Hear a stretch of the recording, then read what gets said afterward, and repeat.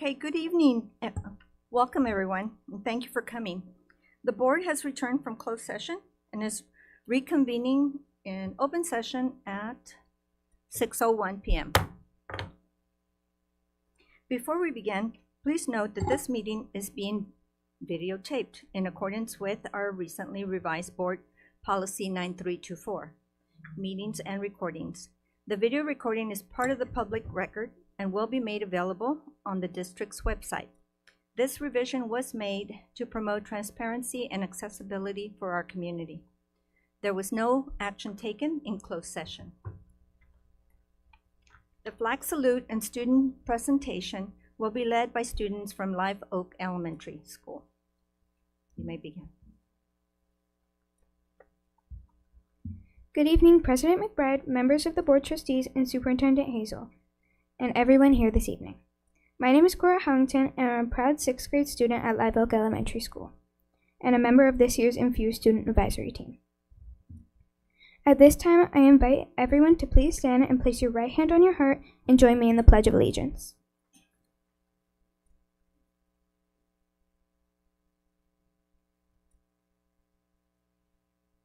Ready? Begin.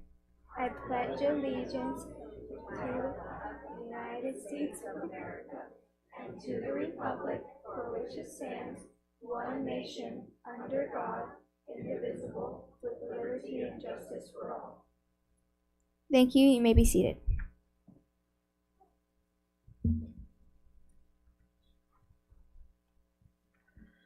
My name is Parker Lubert, and I am in 6th grade, and I am proud that my application was accepted to serve on the FUESD Advisory Team this year. In addition to presenting at board meetings like tonight, the FUESD team meets monthly to discuss our school happenings, upcoming presentations, and leadership. Last week, Cora and I and 6 other FUESD students represented the entire district in the Fallbrook Christmas Parade. It was a great way to share the holiday spirit. We passed out small candy canes and FUESD pencils. We told members of the crowd, "Merry Christmas," and do your homework. The parade was lots of fun and a great way to show off our school spirit, and I have a little treat for each of you.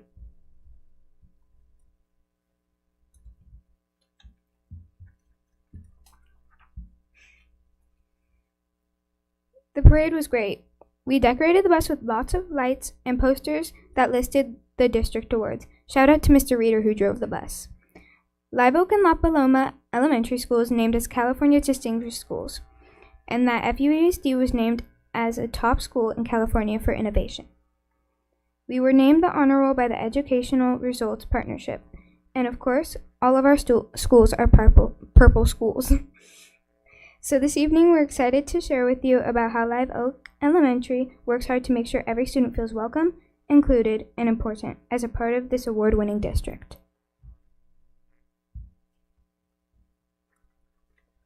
That's right. At Live Oak Elementary, our school activities are meant to help everyone feel welcome and included. We want all students to feel important and connected to each other. We like to celebrate different cultures, appreciate what makes each of us unique, and help kids get along and make friends. These activities help us feel like we belong, teach us to respect for one another, and make our school a friendly place where everybody feels noticed, listened to, and included. And guess what? Our fall data shows that what we're doing is working. Yep, it turns out 87% of our 3rd through 5th graders said that they feel supported at school and have trusted adults or staff members to help whenever they need it. Pretty awesome.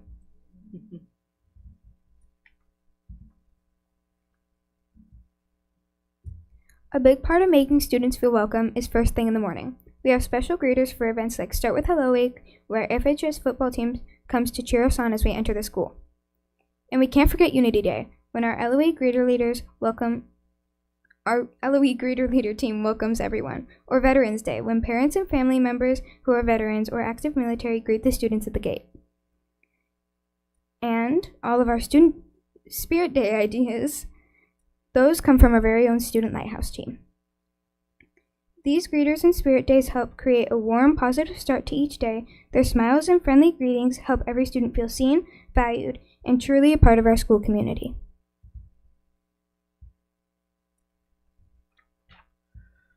Lunchtime activities like the culture show and tell are great. When students share parts of their culture, traditions, or personal stories, everyone gets a chance to learn something new and appreciate one another's backgrounds. These activities encourage students to ask questions, show respect, and celebrate. Lunchtime activities help kids connect with others who have similar experiences or interests, which builds stronger friendships. Overall, lunchtime activities create an opportunity to get to know each other, and that makes us more than classmates. We are a community.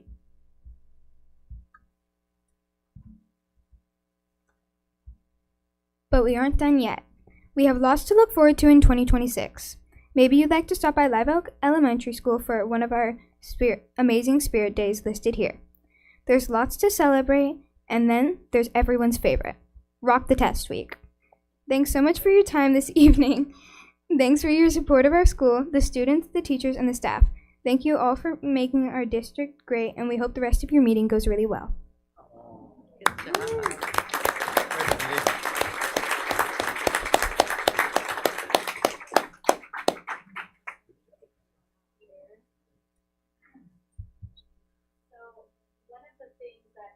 Hallmark of our district is a focus on leadership. And so you'll recognize we give our students lots of opportunities to do public speaking at the school and here at the school board meeting. So we hope you enjoy their presentation today. And I would like to recognize Laura. Give her a round of applause.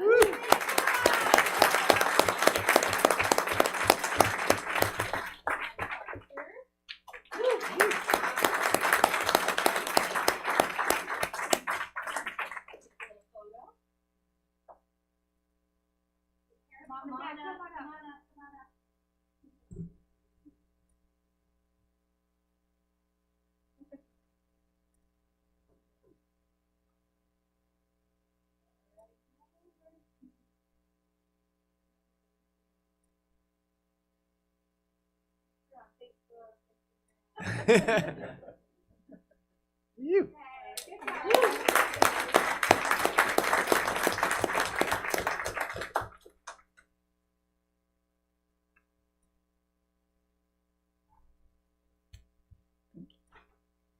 Okay, moving on to the approved minutes. It is recommended the governing board approve the minutes of the November 6, 2025 regular board meeting. Do I have a motion? Mary, I'd like to move that we consider an amendment to the minutes. I have printed out notes from the presentation by Mr. Jin Kim, the B of A representative. Excuse me, I think we need to move to first doing the motions and then comments, and then you can bring this up during the comments. All right. Robert's rules. Yes. If you want to Thank have you. a discussion, you can interrupt the motion, but that's fine. If we want to have a motion to entertain a discussion, we can do that. Okay, let's go ahead and do the motion first, please. Okay, so do I have a motion?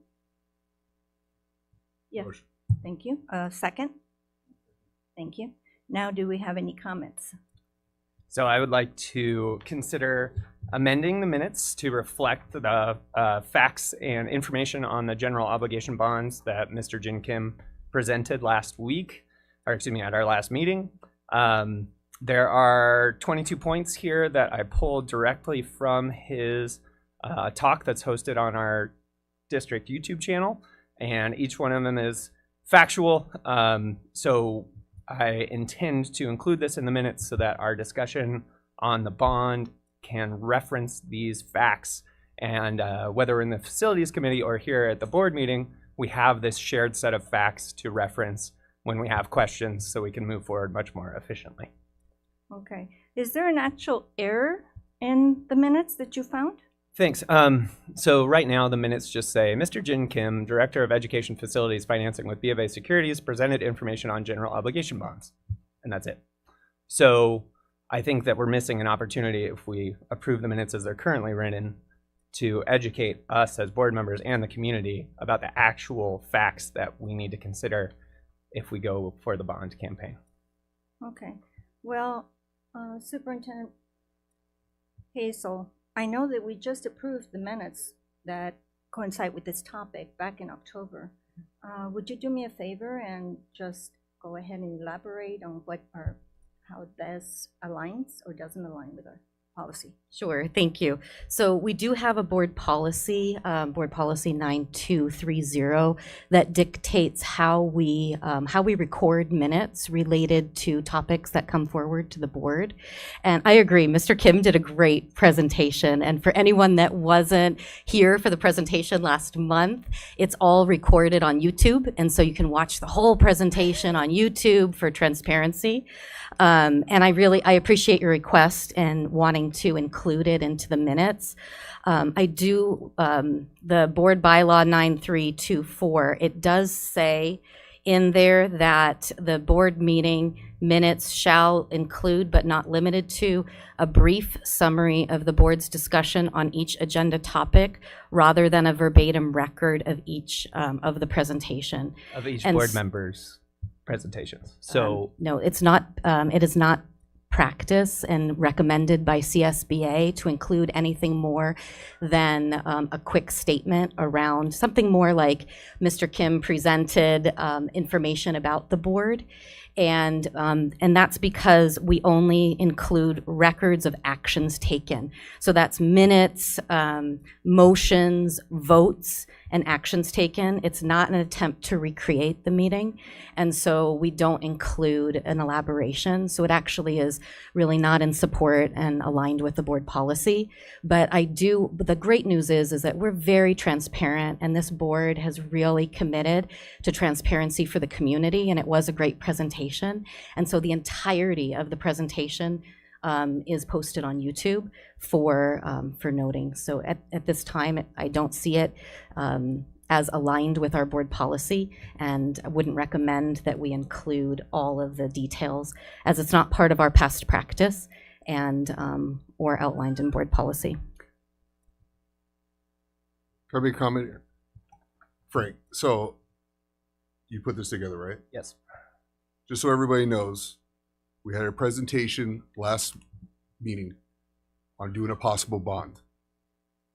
From what I'm looking here, correct me if I'm wrong, this is a well put together, basically bullet points of what you can see on YouTube. We're not going to include this in our minutes according to what Marga said on the official school board policy, what have you. Well, Leaf, if I can interrupt, we get to choose. I'm on your side in terms of be transparent.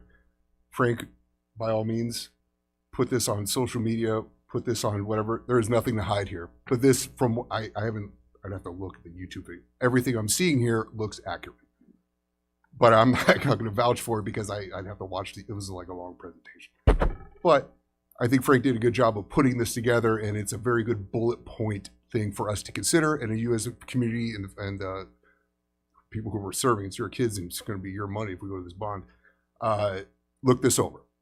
And then by all means, approach us and have any questions. But as a board policy, according to what they're saying, we may not include this in the minutes, but this might be a good reference. Well, the board policy says that we can include these general things, but we can also include more than that. And so that's why I'm proposing this, that as a board, we consider sharing this, which I only shared today, because this would become public record, and then it would inform our discussions going forward in a much more convenient and efficient way than people having to go through the YouTube channel and watch an hour and 35 minutes of presentation about pretty technical stuff. We could all have it here in 22 points, and then as we consider how this impacts our community, potentially bringing $90 million of investment into our community, potentially local investors getting the interest from the bonds, there's an opportunity to invest in our community, from our community, and in our future. And it's a complicated topic, so if we don't have an agreed upon set of facts, it's going to get even more complicated. I'm with you, but don't you feel, and in spirit, I understand what you're saying. I didn't put this together. Right. You put this together. This material for us to say, oh, hey, we're approved. This is part of the minutes. Maybe you made a mistake on something here. Totally. So in spirit, I understand what you're saying, but I wouldn't feel comfortable saying, oh, shoot, yeah. Frank We just gave us this. could move Like, to table approving these minutes until everyone's had a chance to review this, and then revisit it next month to either include this or do something else or not include it at all. I think it goes back to the CSBA, which is the California School Board Association's recommendations for minutes for legal compliance and advice for the board. So our legal advice is that we keep our minutes as they are written in our bylaw and that we don't expand and create a verbatim record. But that policy specifically says board members verbatim, which we're not considering here. We're considering a paid consultant who has a legal fiduciary obligation to present facts to a public body. So he should be able to put himself on the record. And per the first phrase in that policy, we should be able to depart from this policy when it serves the board. That is the power that we have here. And that's what I invite my fellow members to consider sharing with the public. I would say that we would have to amend. We just approved this board policy in the October board meeting and reviewed it for a first read and a second read. And if there's a desire to change how we record minutes of our meetings, that we would get legal advice to go against the recommendation of the California School Board Association, and that would be the recommendation that would come back forward to the board. I would like to open that we have a cabinet here with an attorney also on board, that if you all have more information that you would like to just present also, that it's open for you also to present comment or information. I can move that we table this until next meeting, and then everyone has a chance to review it, and then we can discuss it again at the next meeting after everyone's had that chance. Well, this motion is still, we're opening and we need to close it. So with anyone else have comments with no further comments or questions, then I will continue on for the vote. And this is on the original. As written. It's written. Did that get a second? It did. Okay. So I will call for the vote.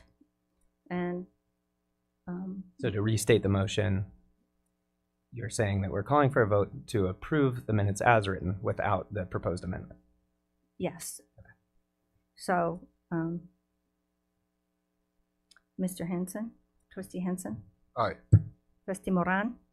Aye. Trustee Favela. Aye. Trustee Goldbeck. No. Well, with the majority ayes, the motion passes. Oh, I'm sorry, and I also vote aye. So the motion passes. Okay, moving on to organizational meeting. This is the portion of the meeting where officers for the 2026 school year are nominated and voted upon. Additionally, the board is asked to approve the meeting scheduled for next year. Okay.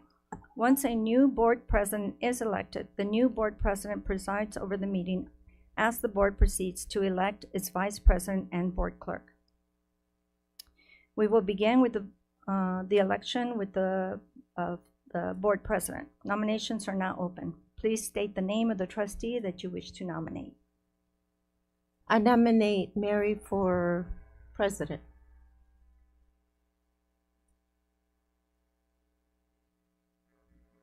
I'll nominate myself for president.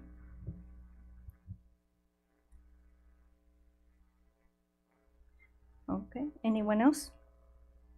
All right, so I, Mary, have been nominated. There are, and then also Ricardo Favela has been nominated. So not hearing any other nominations, the nominations for office of president are now closed. And I will call for the vote. I will call for the vote. First, I will move that we discuss this before we move on to voting. I don't have it on there, but I guess we could, right? Yes. Okay, that's fine. We can do that. Even There's though a it's second. not part of the. Okay. Go ahead. Do you have a discussion you want to make? There needs to be a second, and then we need a vote on departing from the proposed.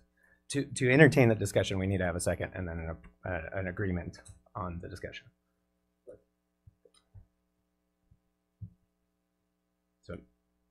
Okay, so my discussion is the president sets the agenda, so the vision of the president and the experience and Qualifications, I think, are important when considering who's going to be the president of the board for the next year.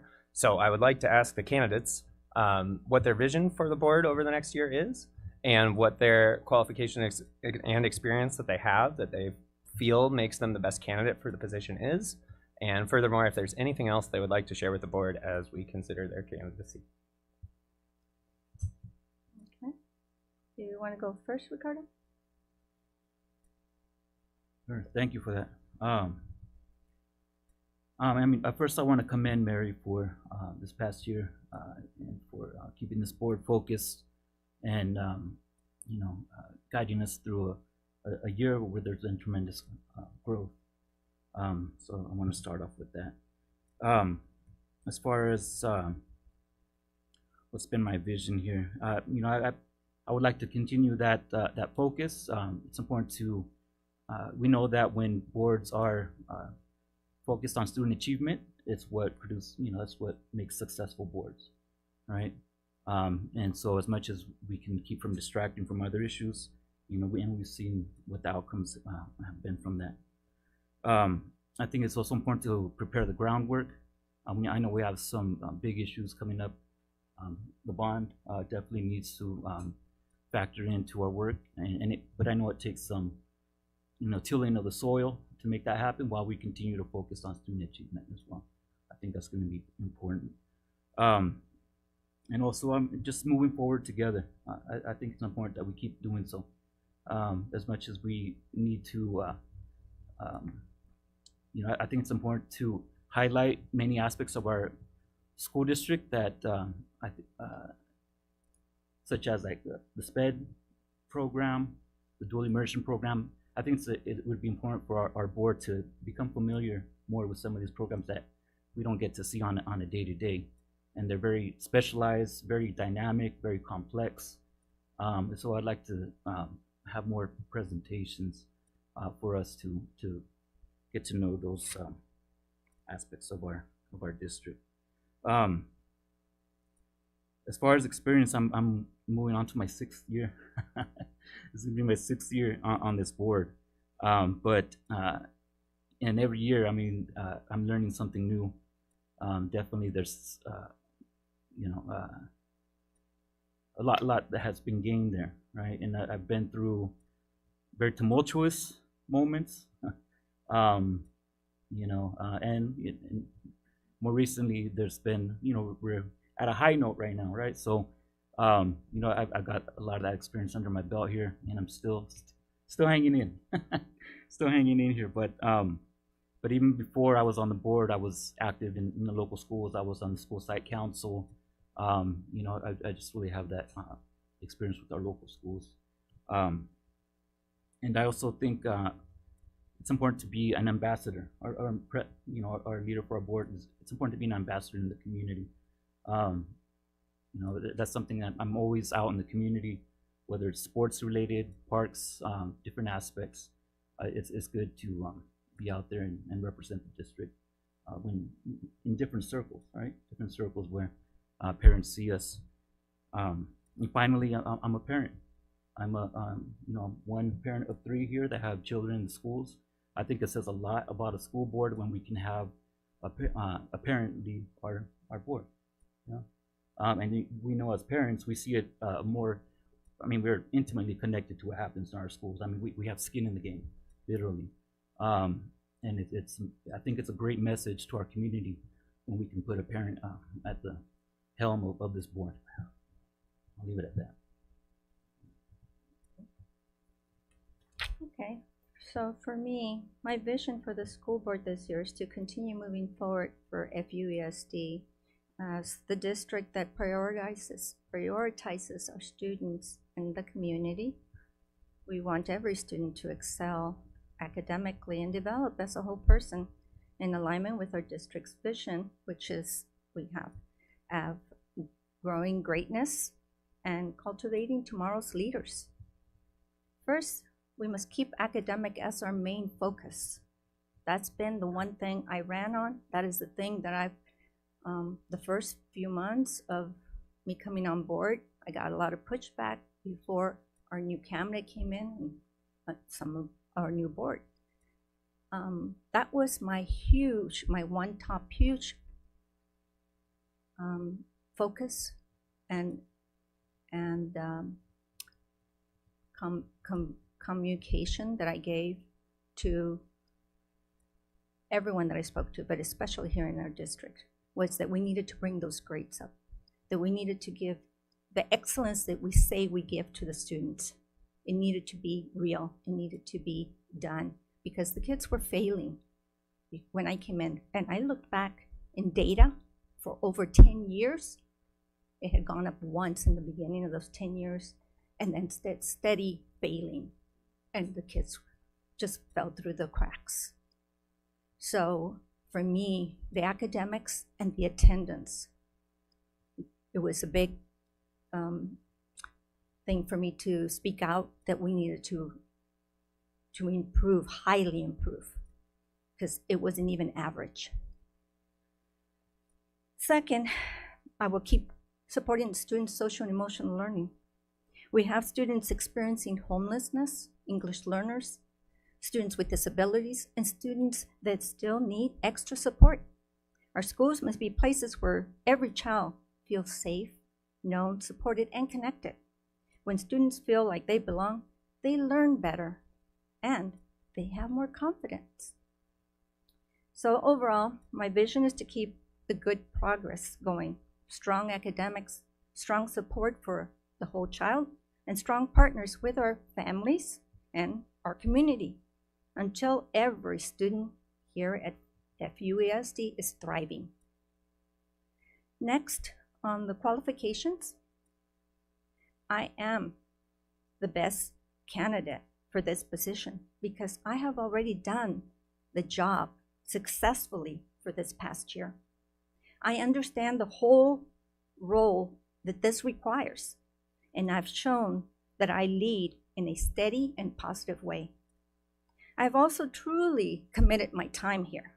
When I first ran for the board, teachers and staff expressed their desire for board members who were active and visible, people who show up at schools and events. I've taken that very seriously, and I've been out in schools, at district events, in the community meetings, serving proudly as the spokesperson for FUESD and strengthening the connection between the board, our staff, and our community. Right now, our district has a strong momentum. Keeping stable leadership will help us to stay on track and continue the progress that we've already worked so hard to build.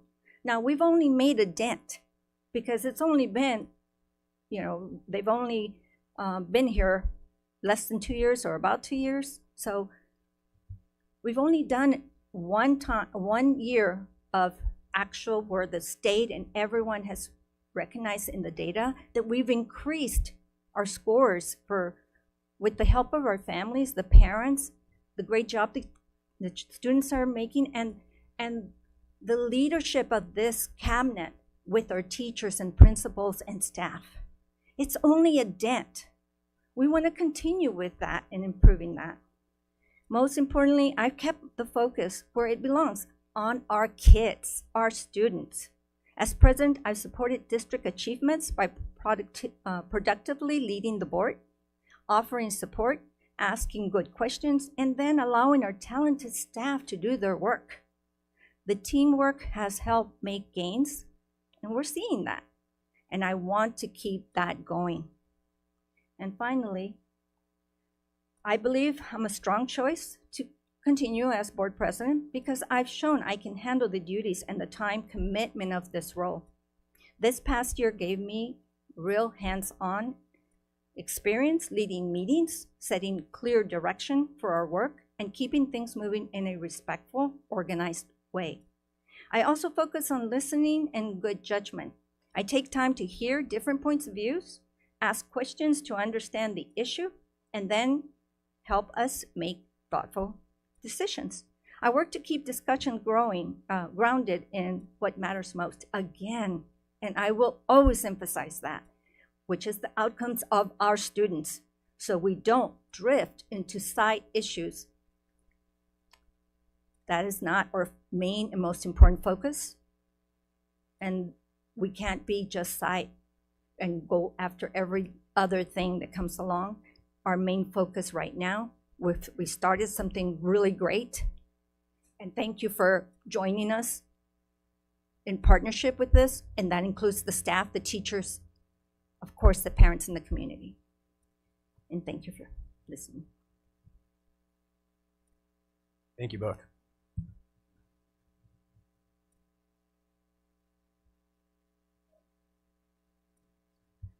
Okay, so I will call for the vote. For trustee Ricardo.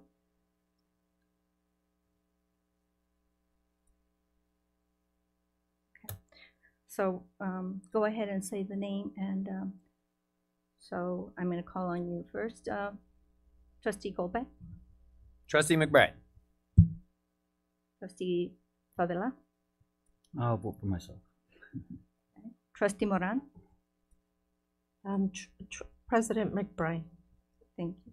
And Trustee Henson. McBride. And I also vote for myself.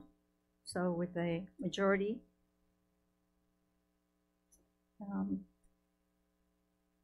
then I will be the serving president. Thank you. Okay, with that, we will move on to the next nomination. Just like to make a public comment that the president of the board does a ton of extra work, and it is a lot of work and a lot of responsibility, and both of these people are wonderful people who serve this community very dedicatedly. So I'd like to give Mary a hand for being elected again to serve as the president and help lead this organization. Congratulations, Mary.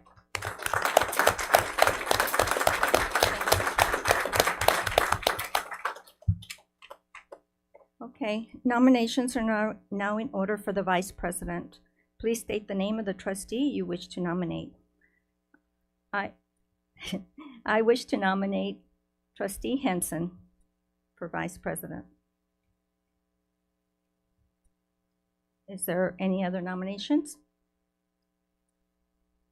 Okay, with no other nominations, then it's officially that Trustee Henson is now again the vice president.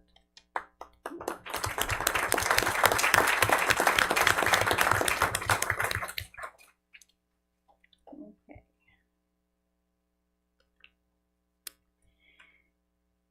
Okay, for the office of clerk, I'm not seeing it here.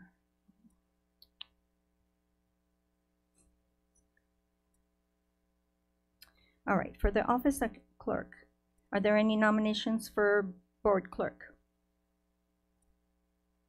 I nominate Mr. Fabiola. Okay. Any other nominations? All right.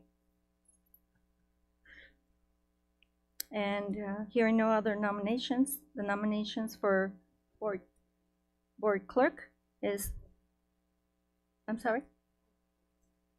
Oh, I'm sorry. Oh, okay, do you accept Trustee Favela? I'll accept. Okay. All right. So with no other further nominations, the nomination of board clerk is now closed, and I will call for the vote. Oh, I'm sorry. I read this instead of, yeah. So, so with that, then you automatically, Trustee Favela are now the board clerk. Thank you.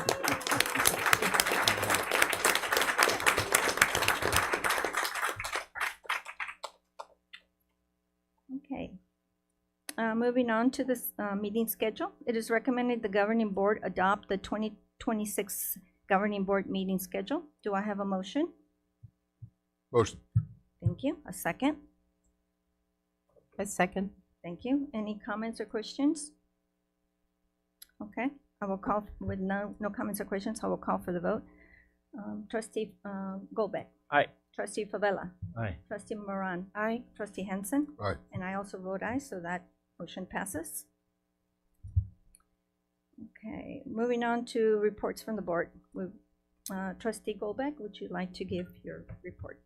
Yes, I would. Good evening. My name is Frank Golbeck. I'm the Area 1 trustee, so that's the part of town north of East Mission, all the way up into Duluth. So if y'all want to talk about school board stuff, I'm your guy.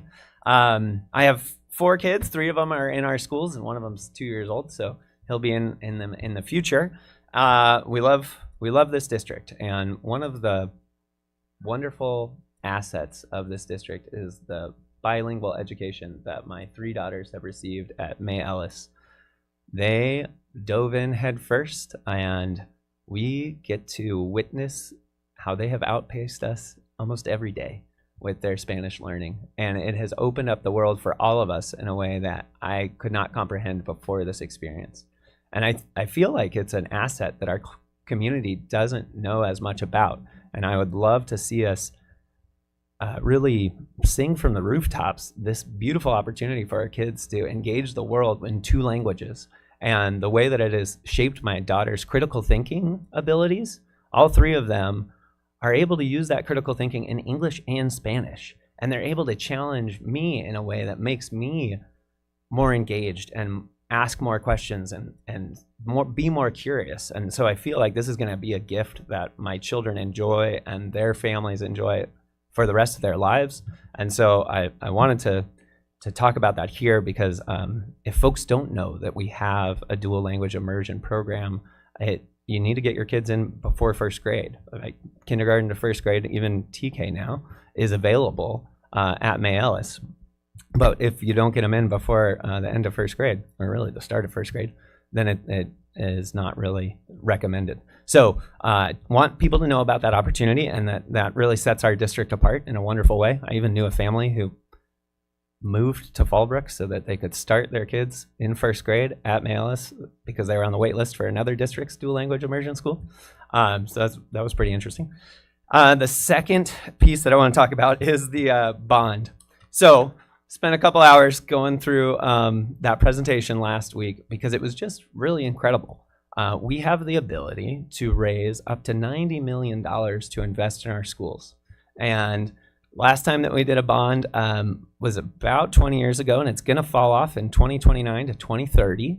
And we use that money to improve the infrastructure, stuff that you can't see, pipes, utilities, electricity, important stuff that serves our schools, but not really big ticket items that change the face of our schools for our kids and for our community and for the future.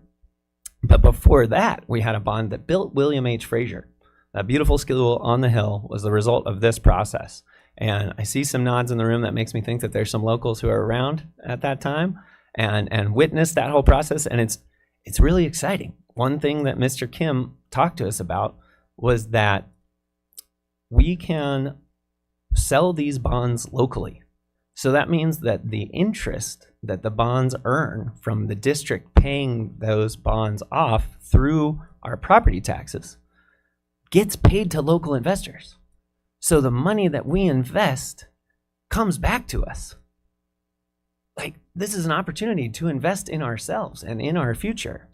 And then if we do a project labor agreement, which is where you stipulate in the request for proposals to the construction companies that you're going to privilege local construction companies, then those construction dollars stay local in our community. And so that $90 million comes again to our community. And this is how wealth is generated, because it stays here and it grows and it grows and it rolls over and it grows.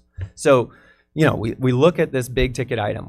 We've invested over 6 years and hundreds of thousands of dollars in we've invested 6 years and hundreds of thousands of dollars in assessments about our facilities and ways that we want to improve them. Excuse me. Do I have a time limit? Yes, you do. And again, this time is for brief discussion. And so we can put that on the agenda so that you have a time for discussion. But we have several things and other people. I will conclude by saying we have a once-in-a-generation opportunity to invest in our schools, and the more that we can support it, the more likely it is to succeed. Thank you. Thank you for that. Appreciate your passion for what we need. The future. So good evening, buenas tardes, Hanik Emasinil, y bienvenidos para mi escuela. Just to be brief, I participated in Lunch on the Lawn along with Trustee Goldbeck as well. It's always good to share that time with our students. I was able to participate in the Christmas parade. It was a lot of fun. Our schools, we had an entry for the district, but we had also Fallbrook STEM, Potter, Live Oak. I don't know how many schools came. La Paloma. Really great to see us all out there and giving it what we got. Yeah, so I'm really proud of our district for being out there. I'm really hoping, and it happened to land on December 6th, 7th, and I'm really hoping we're getting over that. Hopefully because that was like the cheer from our kids. But the audience responded, so okay, they loved it too. But that's why we say Feliz Navidad, pónganse a estudiar. So try to add to that. Do your homework. Merry Christmas, do your homework. That became the chant. There was a ribbon cutting this Monday at Fallbrook STEM to officially open up the food distribution happening at Fallbrook STEM. Again, a great effort, great way for us to meet the needs of our community. Very local, Fallbrook STEM. So really, I was really honored to be a part of that.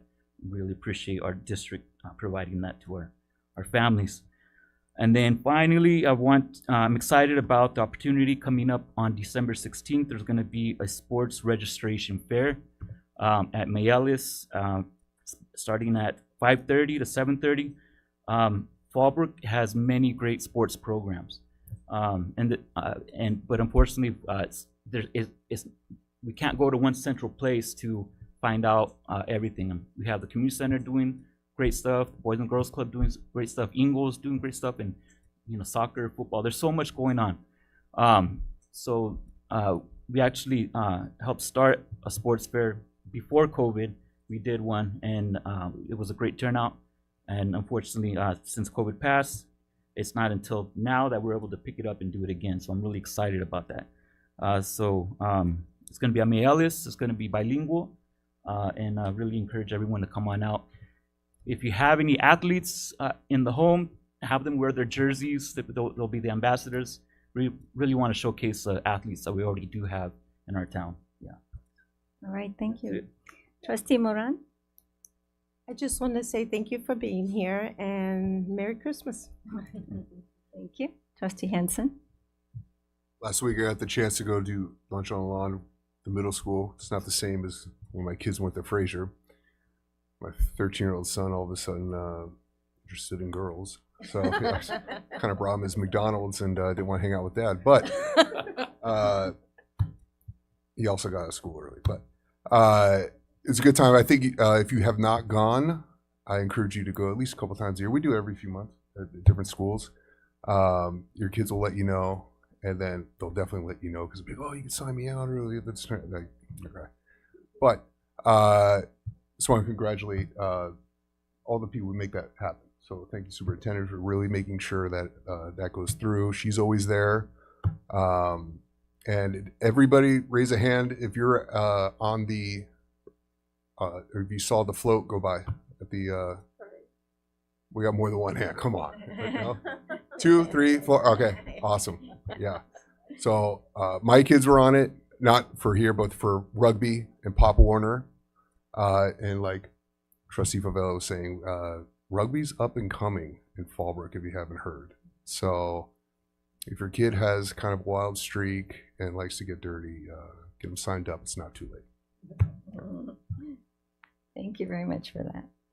Okay, and for me, I had the privilege of going a few weeks ago and joining Superintendent Hazel to Mike Chot, I always say wrong, and see that those precious little tiny ones, and just the great setup that is there, and the really awesome education with a lot of help. They have assistants everywhere, wonderful staff and teachers and principals. So I got to enjoy that for the first time.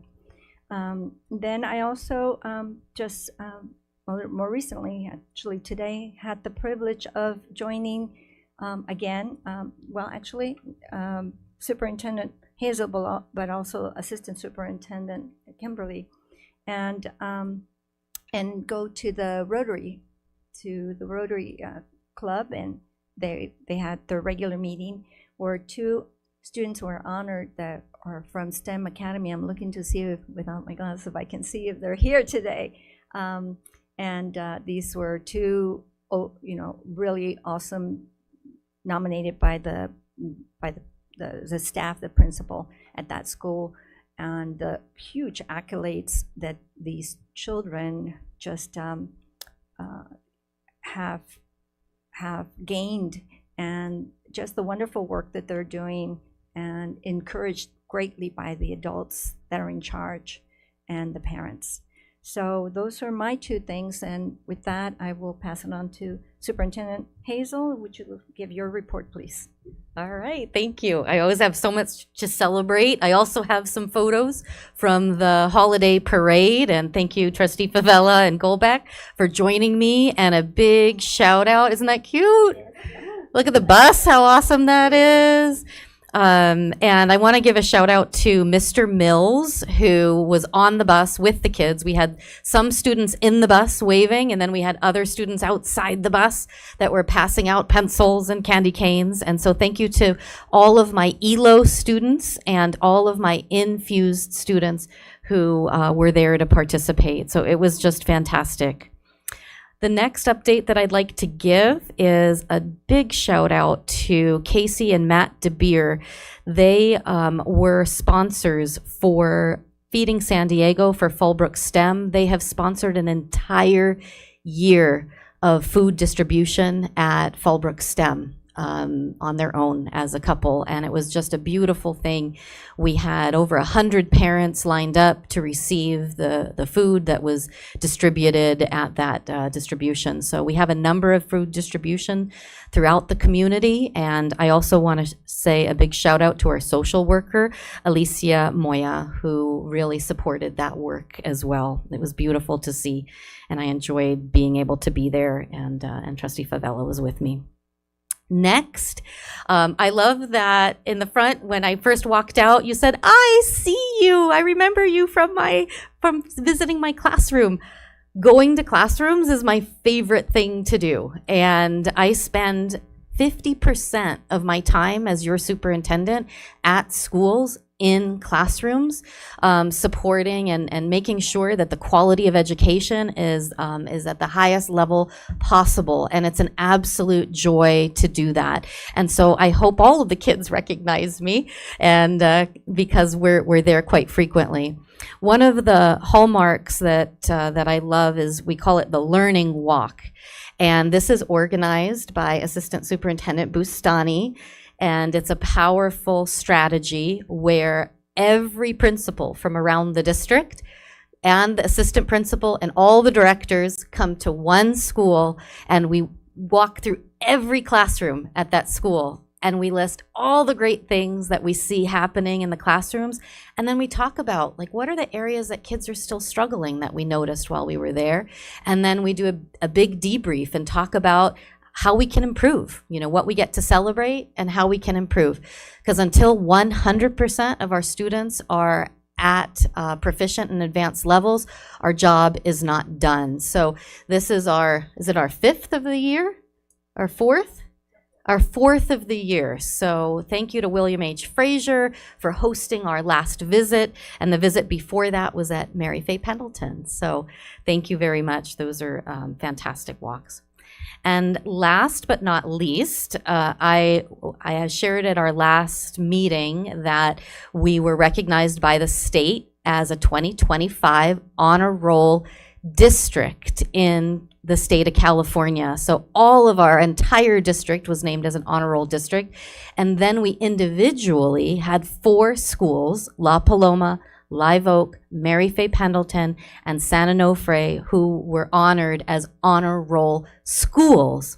And today we have representative from Jim Desmond's office, Cyrus Mivici, who's here to honor our schools. And so I'm going to give a little bit of my time from the superintendent's update to welcome you to our district. And you can take the microphone. Thank you. Thank you, Superintendent. Before I get into the schools, I would like to begin. Good evening, Fallbrook Union Elementary School District, Superintendent Monica Hazel, and distinguished board members. I have a special message and commendation from County Supervisor Jim Desmond. I will read. It is with great pride and gratitude that I extend my congratulations to the Fallbrook Union Elementary School District being named a 2024-2025 Star District, with 4 of its schools also honored as Star Schools for exceptional academic performance. This statewide recognition highlights districts that consistently outperform state averages in ELA and math while closing opportunity gaps. This achievement follows additional honors for FUESD schools, including California's Distinguished Schools and placement among California's Top Schools 2025. Together, these awards underscore the district's strong commitment to academic excellence, equity, and student success. Thank you all for an impressive year, and I wish you success in all your future academic endeavors. San Diego County Supervisor Jim Desmond. Congratulations.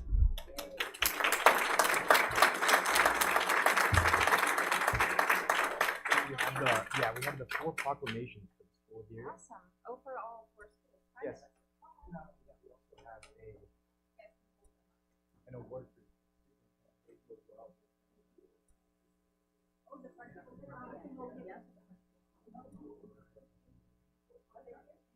Let's take a photo.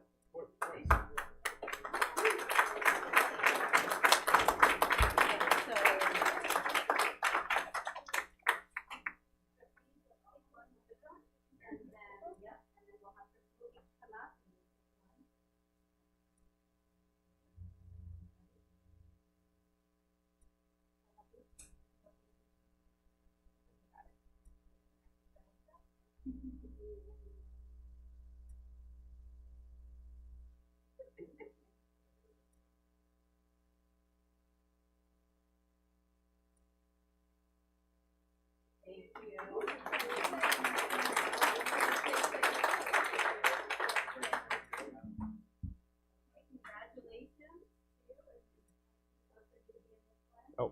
This is for La Paloma. La Paloma.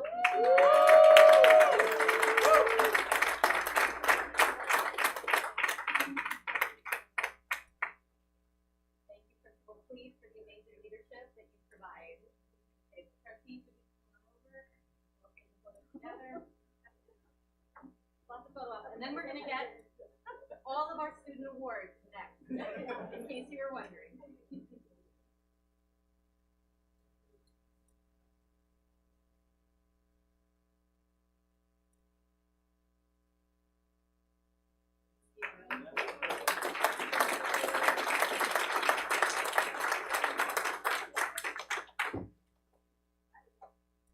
Please come on up. Mary Faye Pendleton, Principal Ryan.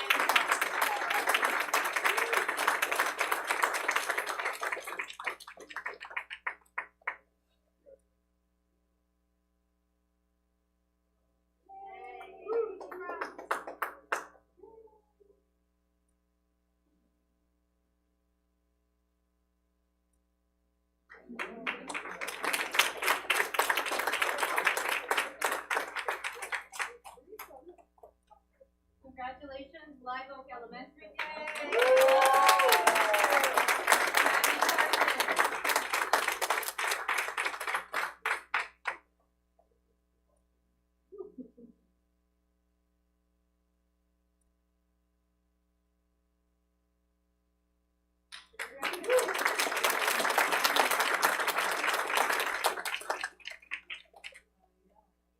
And congratulations to San Onofre, Principal.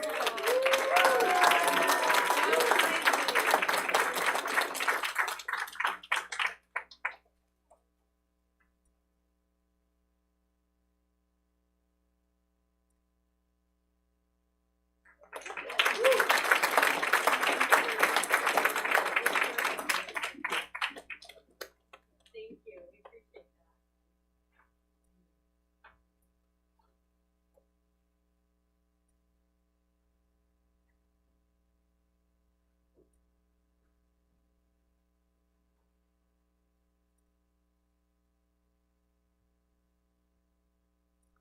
Okay, moving on to, so Maria will be presenting the attendance award.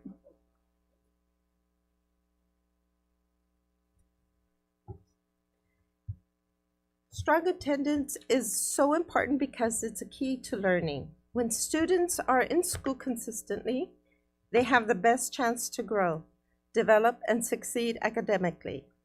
That's why we're excited to recognize schools for their efforts in promoting strong attendance. This month, I am proud to announce that May Ellis Elementary School has the highest average daily attendance in November with 95.6%. Congratulations.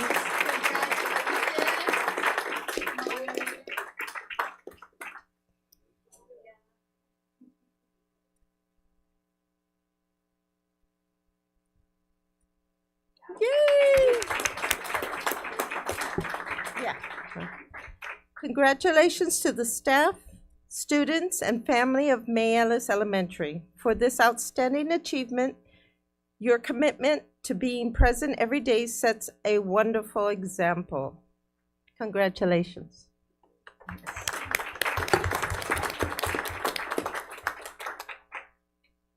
So Fallbrook Union Elementary School District continues its dedication to fostering a love of reading.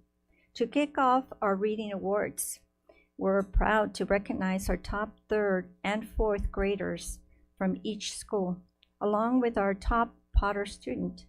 Each of these students has been leading the reading charge at their schools for the last 4 weeks. Congratulations, and please come up when your name is called, and we will take a group picture. So starting with Fall STEM Academy, Natalia Mena Angeles.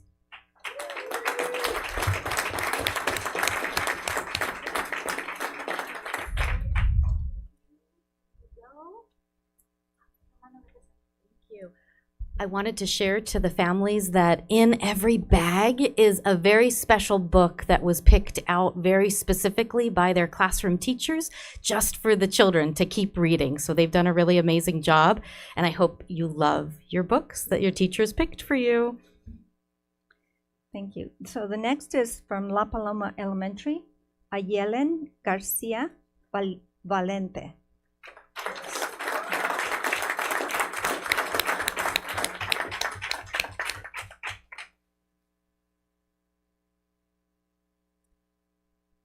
Okay, next is Live Oak Elementary, and it's Hensel Losada.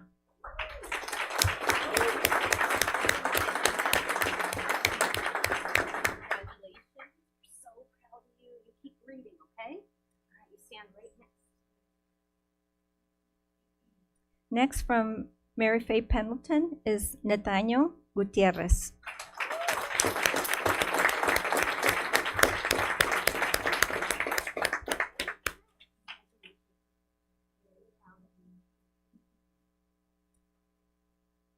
Next from May Alice Elementary, Emma Rosales.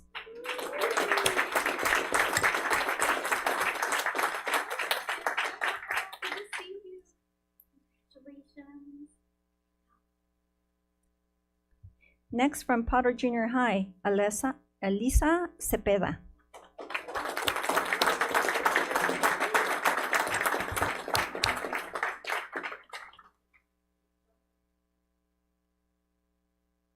Next from San Onofre School is Pablo Rodriguez del Toro.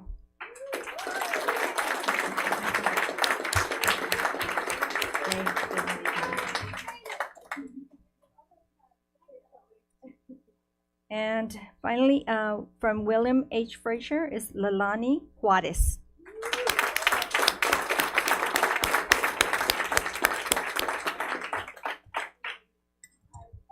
Okay. Thank you.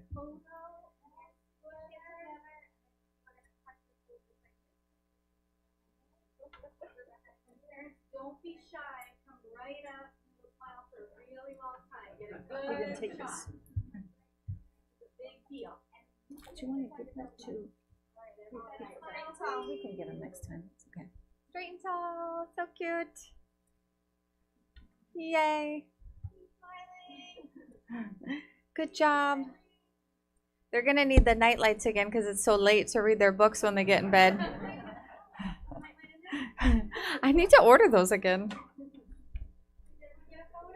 Great job, guys.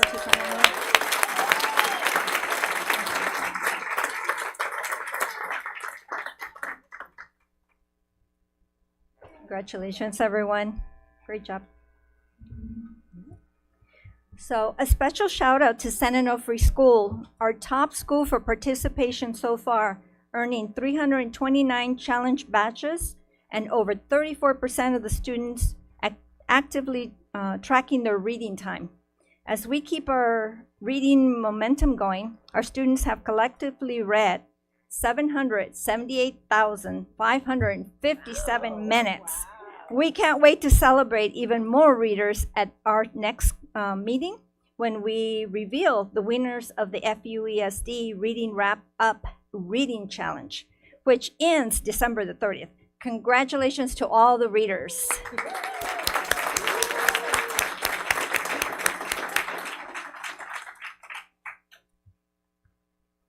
So with that, the next presentation will be by Ricardo.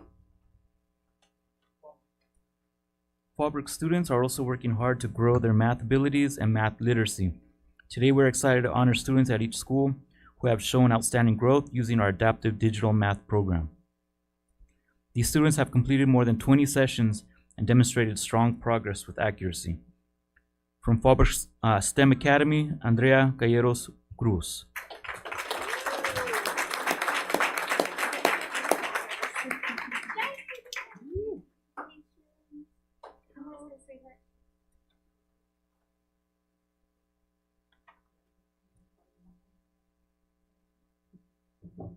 Treat in the back. There's either a game or a puzzle. All right. From La Paloma Elementary, Leanne Pope.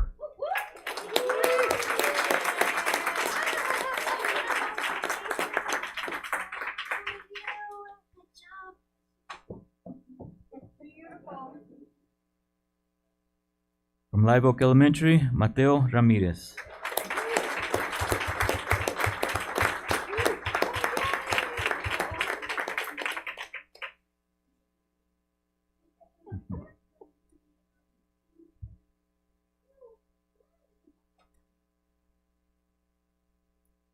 From Mayales Elementary, Josue Gonzalez Tomas.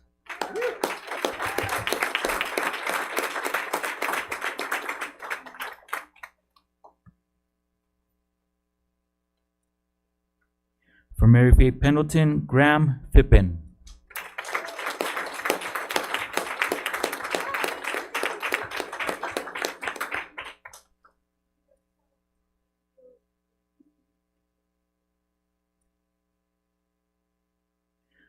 From Potter Junior High, Major Firno.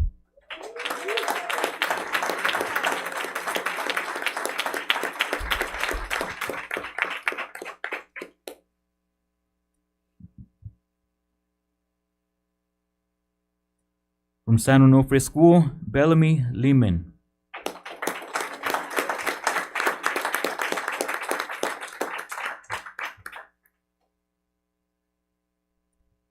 From William Fraser, Martin Jenkins IV.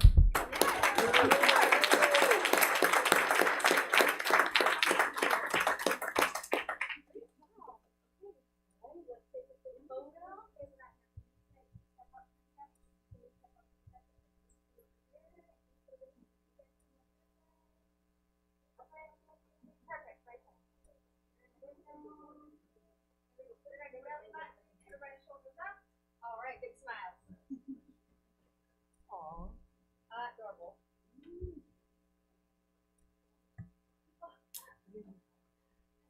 Keep smiling. Come on up, parents. Don't be shy. Come on up. Come on up. Okay.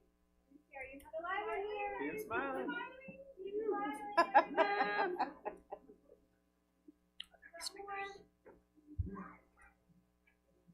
Waited a long time for that, so we made that good smile. So awesome. We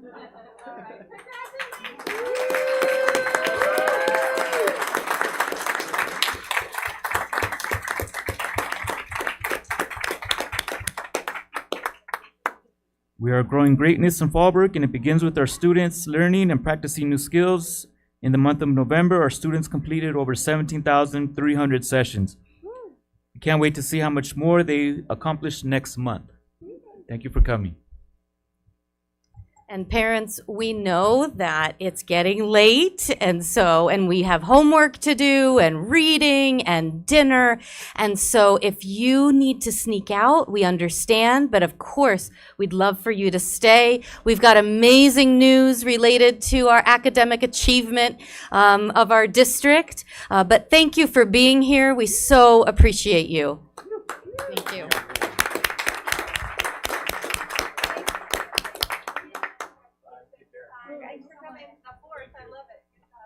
And principals, we know you have a busy day tomorrow as well. You're also welcome to stay. Oh. Yeah. Great job. Thank you. Congratulations. All right. At this time, we will hear public comments related to items on the open session agenda, as well as non-agenda matters within the board's jurisdiction. Trustee Favela, do we have any speakers? No, we don't. Okay, thank you. So with that, we're moving on.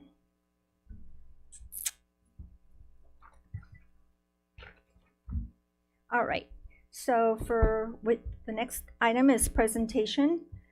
So Ms. Tavka Bustani, Assistant Superintendent, Educational Services, will review the contents of the Fallbrook Union Elementary School District dashboard on the California Dashboard website. Thank you. Good evening, President McBride, Board Trustees, Superintendent Hazel, and members of the Fallbrook community. I'm honored to be here tonight to present our California Dashboard update as part of our ongoing commitment to ensure transparency and continuous improvement. Co-presenting with me this evening are Manny Gallardo and Yaretsi Lara Ruiz from Potter Junior High School. Both of these outstanding scholars reclassified this year, moving from English learner to fluent English proficient, and both demonstrated outstanding performance on the CASP in 6th grade. In addition,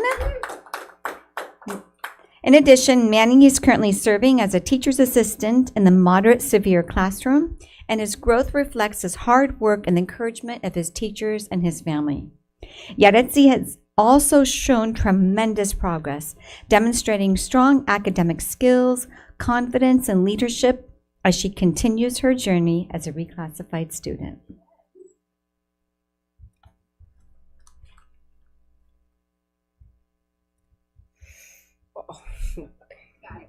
Good evening, trustees and Superintendent Hazel.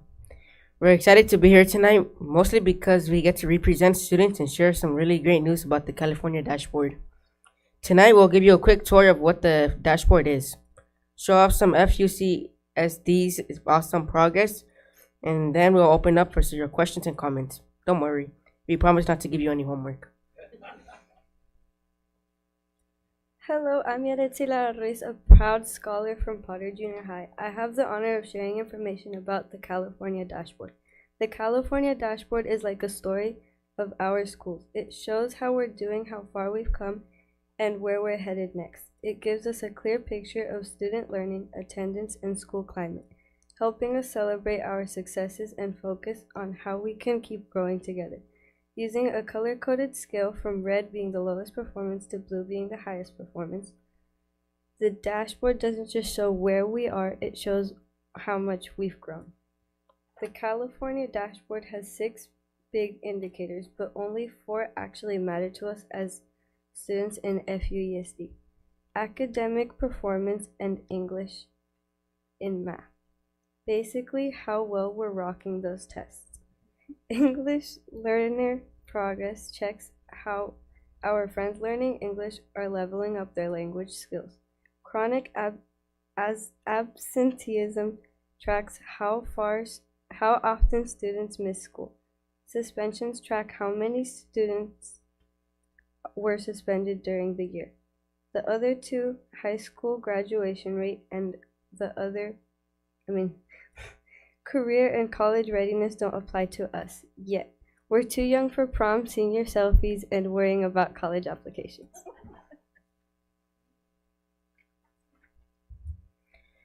The California dashboard tracks how we're doing in English, language arts, and math, based on the CASP test we take each spring. It also includes English learner progress, which focuses on students who are learning English. These tests happen once a year and show how much we've grown and learned in our grade.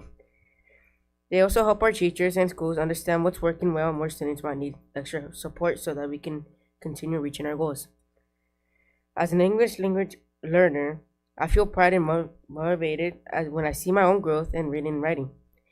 It reminds me that every challenge I face, every new word, every new difficult assignment is helping me get stronger and bringing me closer to the goals I've set for myself.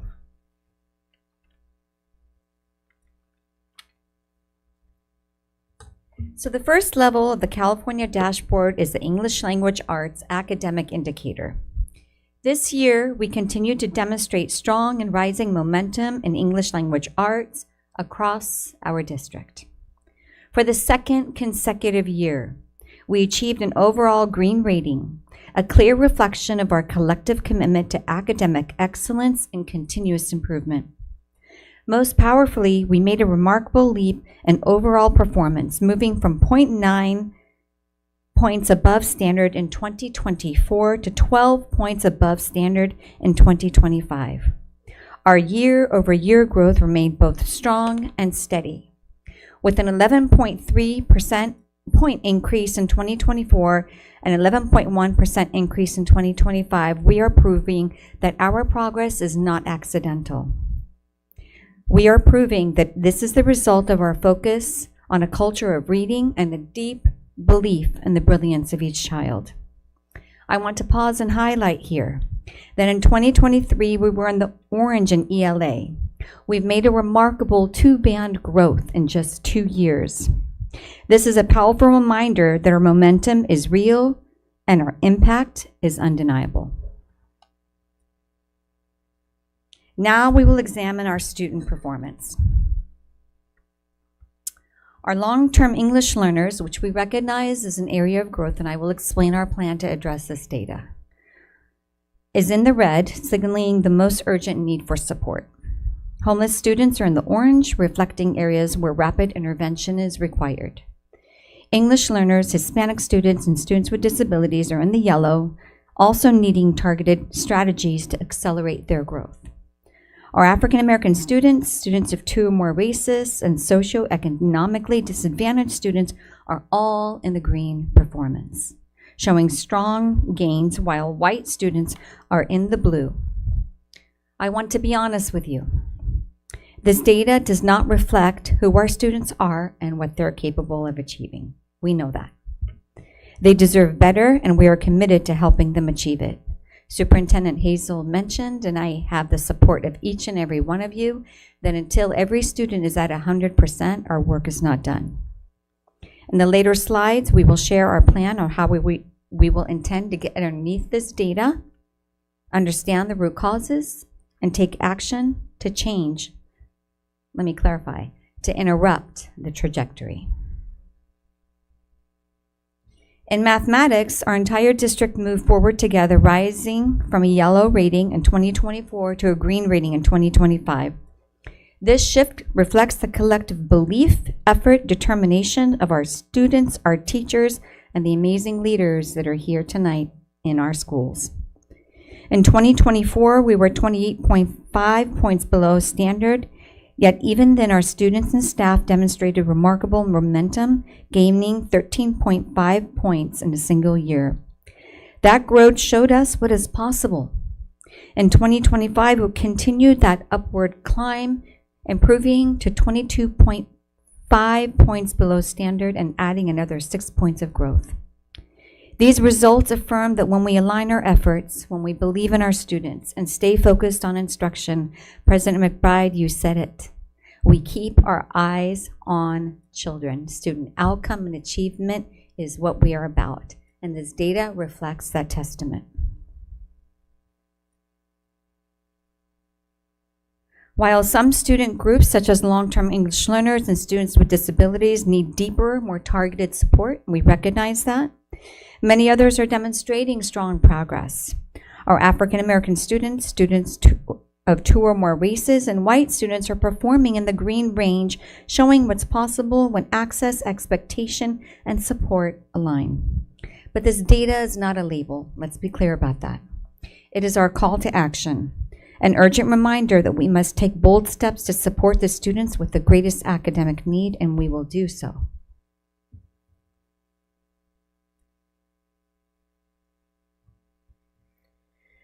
The next piece of information we want to share is about our science performance based on the California Science Test. Science is important to us because it helps us learn how to ask questions, solve problems, and understand the world we live in. From how our environment works to how technology is created. This is the first year science has a color rating in our district in green. We increased by 57 points, which means we're continuing to grow and do really well in science across the district. And honestly, we're pretty proud of that. It shows that we're not just memorizing facts for a quiz. We're actually understanding science and applying it in the real world situations, like predicting which of our classmates will accidentally set off at the fire line during the lab. Just kidding, but only a little bit.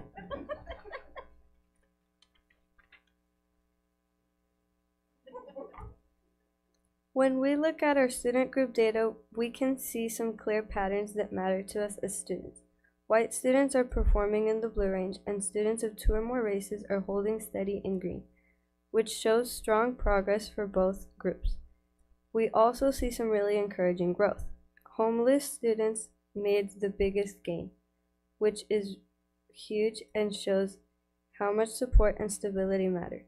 English learners improved, reminding us that when we get targeted help, it truly makes a difference in how we learn. Long-term English learners and students with disabilities may need more time, more support, and more connection to keep moving forward. Don't worry, Ms. Bustani will not settle for this data. She, along with our team, will take the necessary steps to address it. In the Fallbrook Union Elementary School District, we serve approximately 978 English language learners. Of these, 163 are classified as long-term English learners, meaning they've been in the United States schools for 7 or more years. The English Learner Progress Indicator, the ELPI, measures progress by expecting that every English learner to advance 1 level on the English Learner Progress Indicator each year or maintain proficiency at the highest level of 4. Maintaining in levels 1 through 3 without growth actually counts against us. We are expected to see growth. This year, we made important forward movement with our English Learner Progress Indicator shifting from orange in 2024 to yellow in 2025. In 2024, 47.8% of our English learners were making progress, and the indicator showed a decline of 7.8%. In 2025, we not only recovered from that decline, but advanced to 48% of students making progress, showing steady improvement and a maintained growth rate of 0.9%.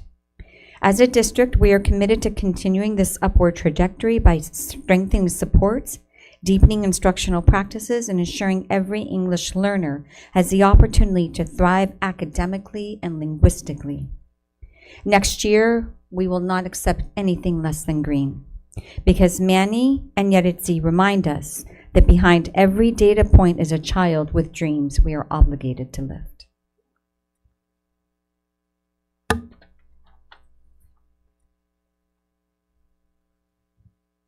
Now let's talk about the last 2 indicators on the California dashboard, chronic absenteeism and suspension. The good news, we have decreased in chronic absenteeism, and a decrease is a win. And don't worry, this dashboard doesn't track who hits the snooze 3 times before school. This year's chronic absenteeism data shows that we're getting closer being present, and we're proud to share our progress. In 2024, 18.1% of us were chronically absent, which put our district in the yellow range. Last year, more of us made the effort to come to school, yes, even on Mondays, which we improved to 16.6 in 2025. We're still in the yellow, but we're definitely moving in the right direction. For students, that improvement matters. That means more of us are in class, learning together, laughing together, and occasionally stretching together over math homework, which, believe it or not, feels better when we're all stressed together instead of alone at home. The equity report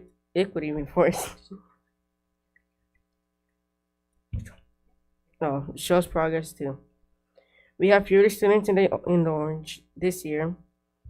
That tells us that attendance is improving across many different groups of students. Our attendance is improving because more of us feel that school is a place where we belong, and we're showing up actually pays off.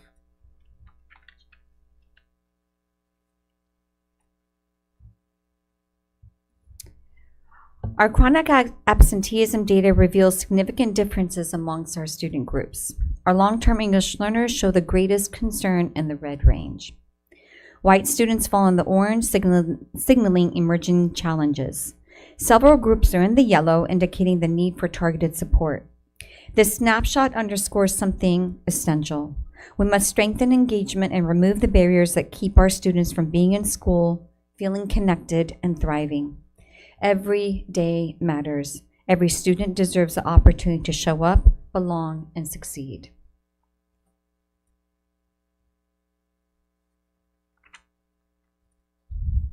Yaretsi? Now we move on to suspension. In 2024, our district was in the green range for suspension rates, with 0.8% of students suspended at least one day. Last year in 2025, that number shifted to 1.2%, moving us to yellow, less than the county average. Even though it's a small increase of 0.3%, it still shows that most students in Fallbrook are showing up, staying engaged, and making positive choices at school.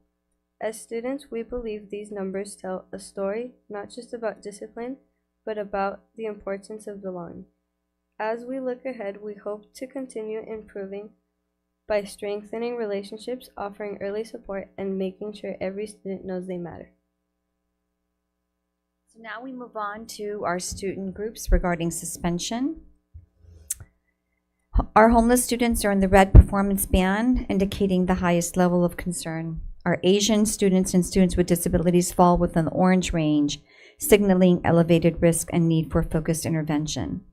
Our Hispanic long-term English learners, students from socioeconomically disadvantaged backgrounds, and white students are in the yellow band, showing moderate concern and opportunities for improvement.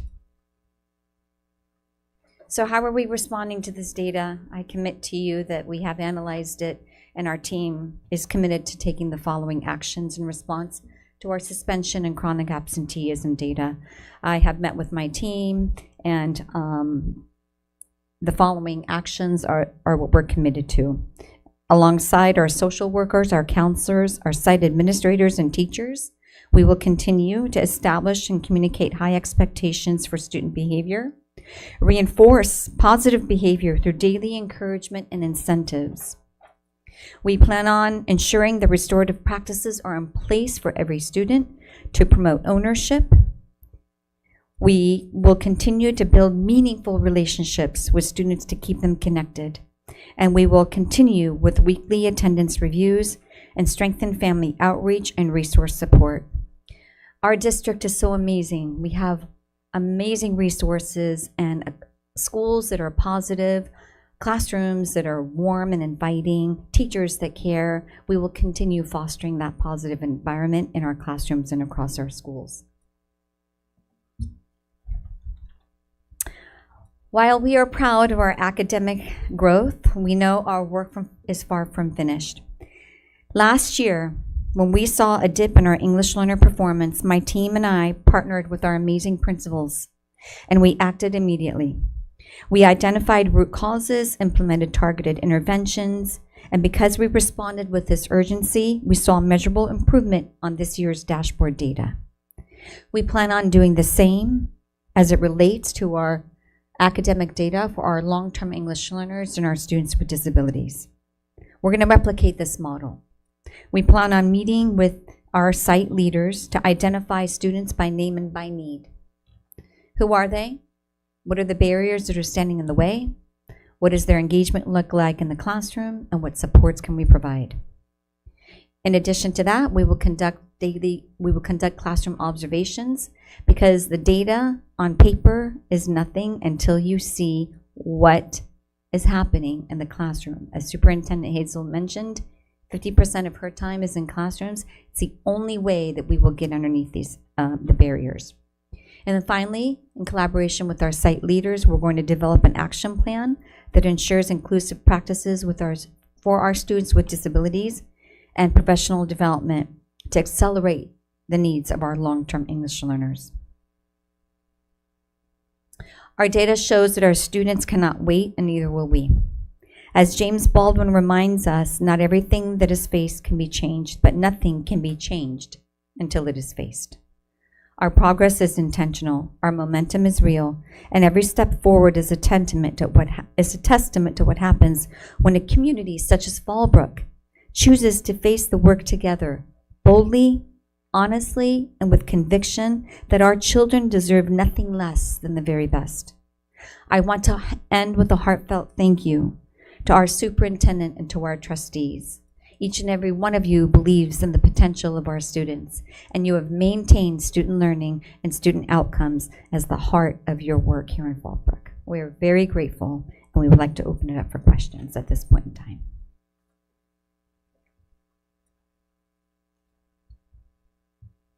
I have one question. Based on all this information, you've categorized race or ethnicity under a certain color, correct? It didn't matter with what? Math, reading, attendance. My question is there an answer or as to why there's such a difference in that spectrum between ethnicity, and why is like some are red, some are green, if all of them are doing the same thing? And that's a fantastic question. So the equity gap, the gap between the students that are performing and those who aren't is one that that we are closing each and every year. So although some student groups are outperforming better than others, it does not mean that they're not capable and they're not brilliant and we're not able to provide those services. However, our English language learners and our students with disabilities have complex learning needs. And our job is to get underneath that and understand by name and by need. When we say by name and by need, we really mean that. Like, what are their strengths? How do they perform in school? What are the challenges that are standing in the way of them learning best? And the only way that we do that is by collaborating with our teachers, our educational specialists, bringing training and professional development. But we are continuing to close, we call the equity and achievement gap here at Fallbrook, until all students are performing at the highest levels. And that trend is not just here in Fallbrook. Typically across the nation we see that gap, but we're closing it, and we're doing it intentionally. I think one of the pieces of data that I'm most proud of our district for is when we look at our socioeconomically disadvantaged data. Because when we look at how Fallbrook students are doing in comparison to students that have to schools and districts that have that serve similar populations of students, we are far outperforming. And so when we look at that data, we can say that, you know, the amount of money that your parents make doesn't matter. It's not it doesn't matter here in Fallbrook, because we are going to address your needs, and we're going to make sure that you get the supports that you need. And so when we look at English language arts and we look at mathematics, you know, it's an area that we stand out as a district, and we're beginning to close that equity gap. There's other gaps that still remain that we still need to focus on. We see our Hispanic youth performing at a lower level than our white youth and our youth of two races. I think that, you know, it's essential that we have culturally relevant materials for our children to read, to be, you know, to experience every day. This is an area that we are focusing on. This is a part of, you know, the board set goals for me at the beginning or at the end of last year, and that's one of the goals that's there, is to make sure that, you know, every child in Fallbrook sees themselves in the books that they read and in the curriculum that we study, and that helps connect our children to the work that they're studying. So that's an area of focus for us. And I believe that as we focus on that area, we're going to see that gap close, and we're going to see the achievement of our students increase. In addition to our students with disabilities, we will, just in response to your question, we will be analyzing their goals. Are the goals for students that have disabilities, are they meaningful? Are they robust? Are they at grade level? The second thing we want to get underneath with our students with disabilities is inclusionary practices. How much time are they in the classroom with their gen ed peers, accessing high quality, rigorous instruction with support? We need to get underneath that and identify if students have those opportunities, and if not, we need to change it and make it happen and ensure that we have inclusionary practices. And also with our students with disabilities, we need to make sure that they have the necessary scaffolds and supports in the classroom. So we don't want pull out, we want push in. And the more that we can push in, we're telling them that you belong in the classroom. Not only do you belong, but you're capable, and we're here to support you. So those are some of the nuances of why the gap exists, but trust me, you have my commitment. We're going to close it and make sure that all students thrive and are successful. And I want to thank our student presenters this evening and their families. I just wanted to recognize and honor the parents here of Yeretsi and Manny, and if you are here, we thank you for your commitment and your support of our children. They are fantastic, and we're very proud.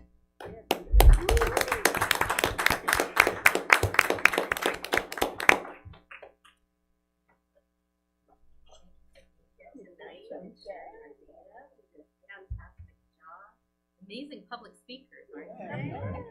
Love it.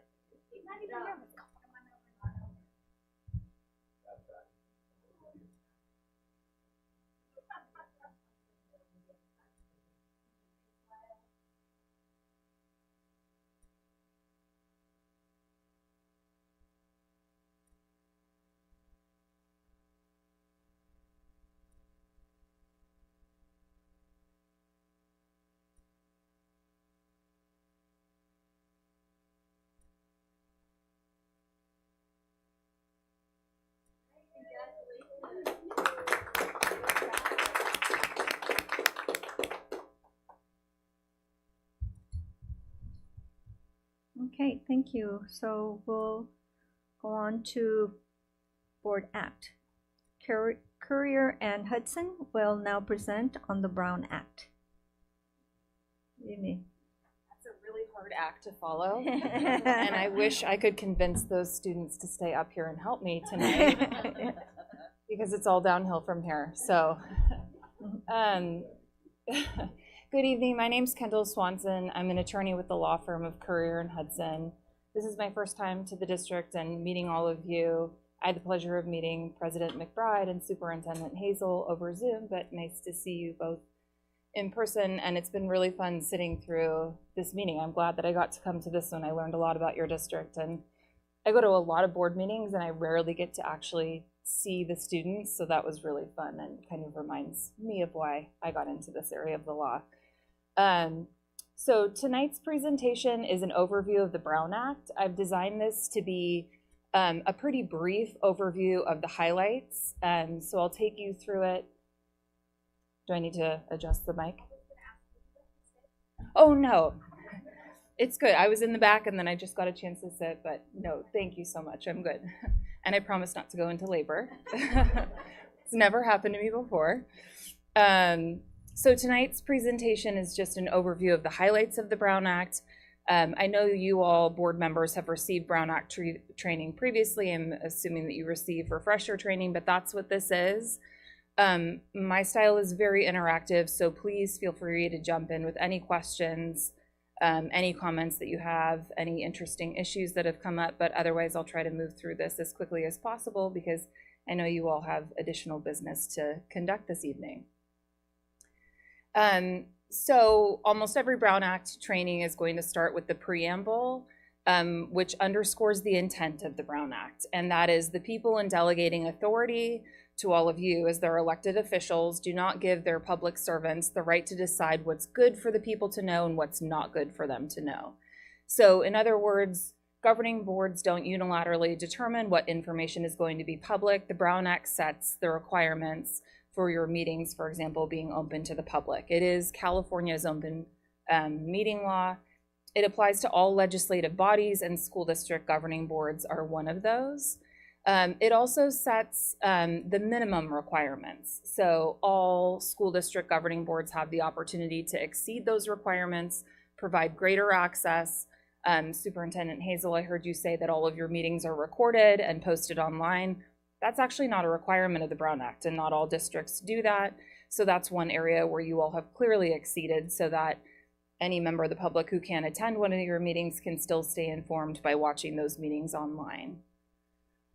The very basic requirements of the Brown Act: all meetings have to be open to the public, and all persons must be permitted to attend meetings. So we'll get into some of the specifics about agendas and what has to be included, but this is the basic framework. The intent of the law is designed to ensure that the public has access to see you all do the deliberations that you do. Did I press a, is that me? Okay. And so there can't be any requirements to members of the public attending. The law specifically says you can't have a register where people are required to sign in and state their name. They don't have to live within your district. Anyone can come to your meetings and be provided access. And that really is the intent of the law. At the end of the day, these are the two most important components. A meeting is defined very broadly. So the Brown Act attaches any time that the governing board is conducting a meeting. So that's any congregation of a majority of the members of the board. And that's whether it's to hear, discuss, deliberate, or take action. A lot of people have an idea that the Brown Act would just apply when the board is going to vote on something, when you all are going to decide and take action. But it's actually any time that a majority of you are in the same place to hear about something. There are a few exceptions that we'll talk about in a few slides, but the law errs on the side of caution, and anything that would be deemed a meeting has to follow all of the notice requirements that we'll talk about next. So these are the basic requirements of any agenda. And I had a chance to review your agenda just for fun to get to see every district does it a little bit different. And you all are very compliant. You provide lots of information, lots of backup documentation as well. The basic posting requirements are that an agenda for a regular meeting, so tonight's meeting, for example, has to be posted 72 hours in advance. A special meeting is just 24 hours in advance. It has to be posted somewhere that's publicly accessible, freely accessible to members of the public. So that really was in place prior to the advent of the internet and also having a requirement for something on your homepage. But for example, it has to be outside in a public place, so somebody walking up is able to see your agenda and be able to review it. The Brown Act is slowly catching up with modern technology. You'd be surprised how much it has to go still, but it also requires a direct link now to the agenda on your website. I know you all use a platform for your agendas, which works really well and exceeds the requirements. In terms of what actually has to be included on your agenda itself, the Brown Act actually doesn't contain very strict requirements. It just has to have a brief general description of each item of business to be transacted or discussed, including all of your closed session matters. So the Brown Act actually, as a matter of law, doesn't include the requirement for backup documentation, for agenda item descriptions where you're providing more information about what each agenda item will do. But this is an area where most districts like yours exceed those requirements. And the basic rule when drafting an agenda item, it has to give enough information so anybody that's looking at your agenda has an understanding of the general nature of what you're going to be discussing. So I've litigated a lot of cases where members of the public have questioned whether or not an item was described with sufficient detail. And the standard is just, if a member of the public is looking at your agenda and reading what you have in store for that evening, do they have a general understanding such that they can decide, is it something that interests me? Is it something that I want to be able to hear from my elected officials to discuss? And so long as it does that, it's compliant with the Brown Act. But anything that's not included on the agenda can't be discussed.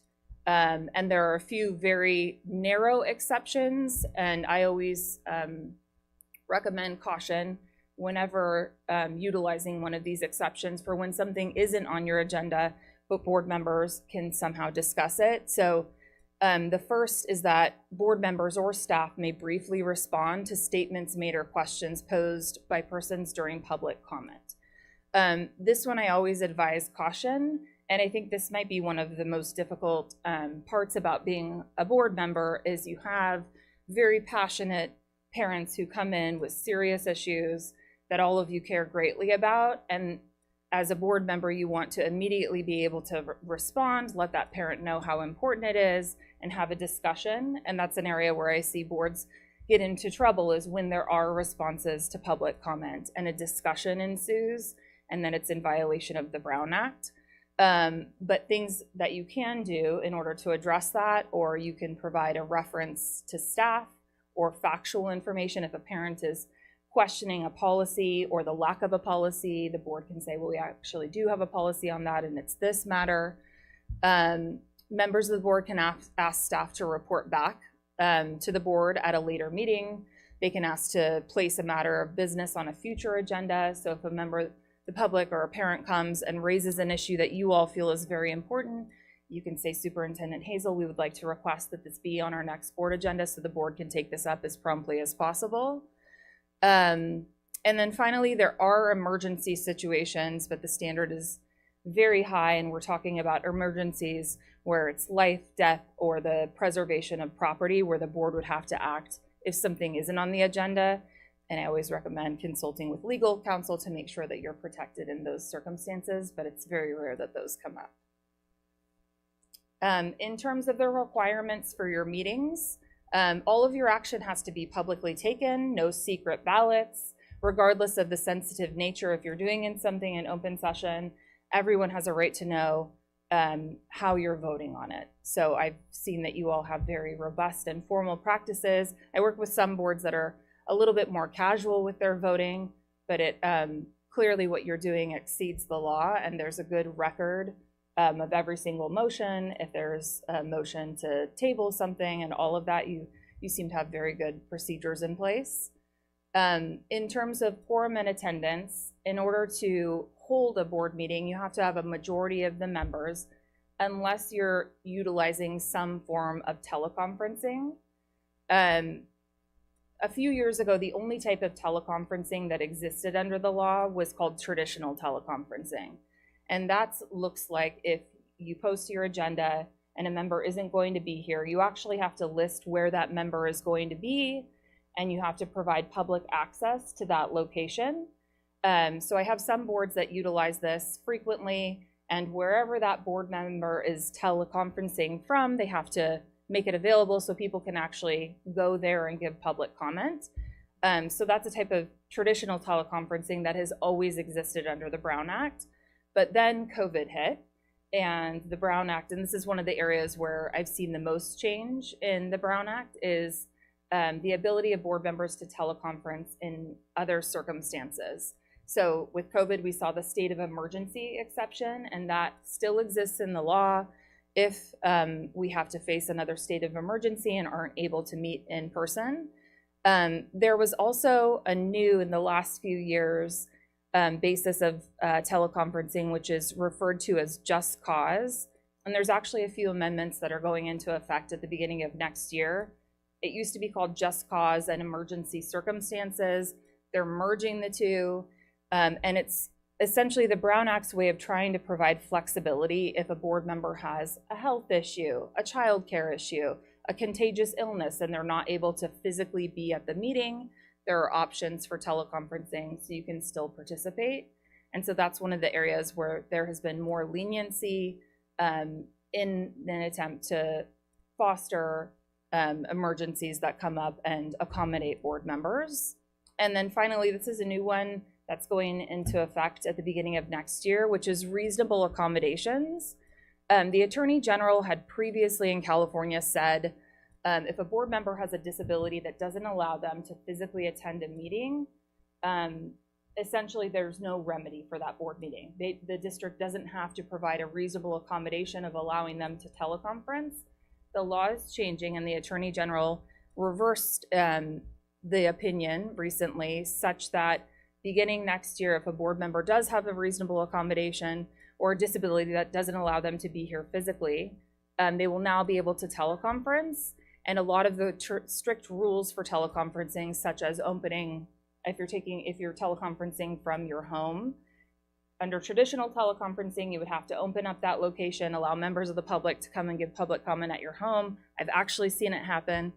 Under this new rule, you wouldn't have to do that. And again, this is the law's recognition that there should be some flexibility to ensure that board members with a disability can still participate and fulfill their duties as an elected official. Can I ask a quick question about that? Yeah, absolutely. It's an interesting one. Yeah. Does that also apply to the just cause stipulation? So I understand it applies in the situation of a disability or inability to come to the meeting. For the just cause, do you still need to post your address of where you are? No, Okay. but in exchange, there are a number of strict requirements. So you have to participate through audio and visual technology. You have to make certain statements prior, such as you have to disclose if there's anyone over the age of 18 in the same room as you. And then at the beginning, it can happen as late as at the beginning of your meeting. And then there are certain minutes that have to be kept to reflect exactly what occurred. So there are heightened standards, and it also requires that if you're doing that, you have to provide members of the public the ability to engage in virtual public comment. So as a result of that, a lot of districts aren't implementing that example of teleconferencing because it also requires virtual public comment, which a lot of districts haven't been able to do just because of the restrictions on technology. And then with those rules, if for some reason your technology shut down during your meeting, there are rules about taking a break, making sure that you can get back up online and providing access. So there are some risks that also come with that type of teleconferencing. Have you all utilized the Just Cause or any of the alternative forms of teleconferencing?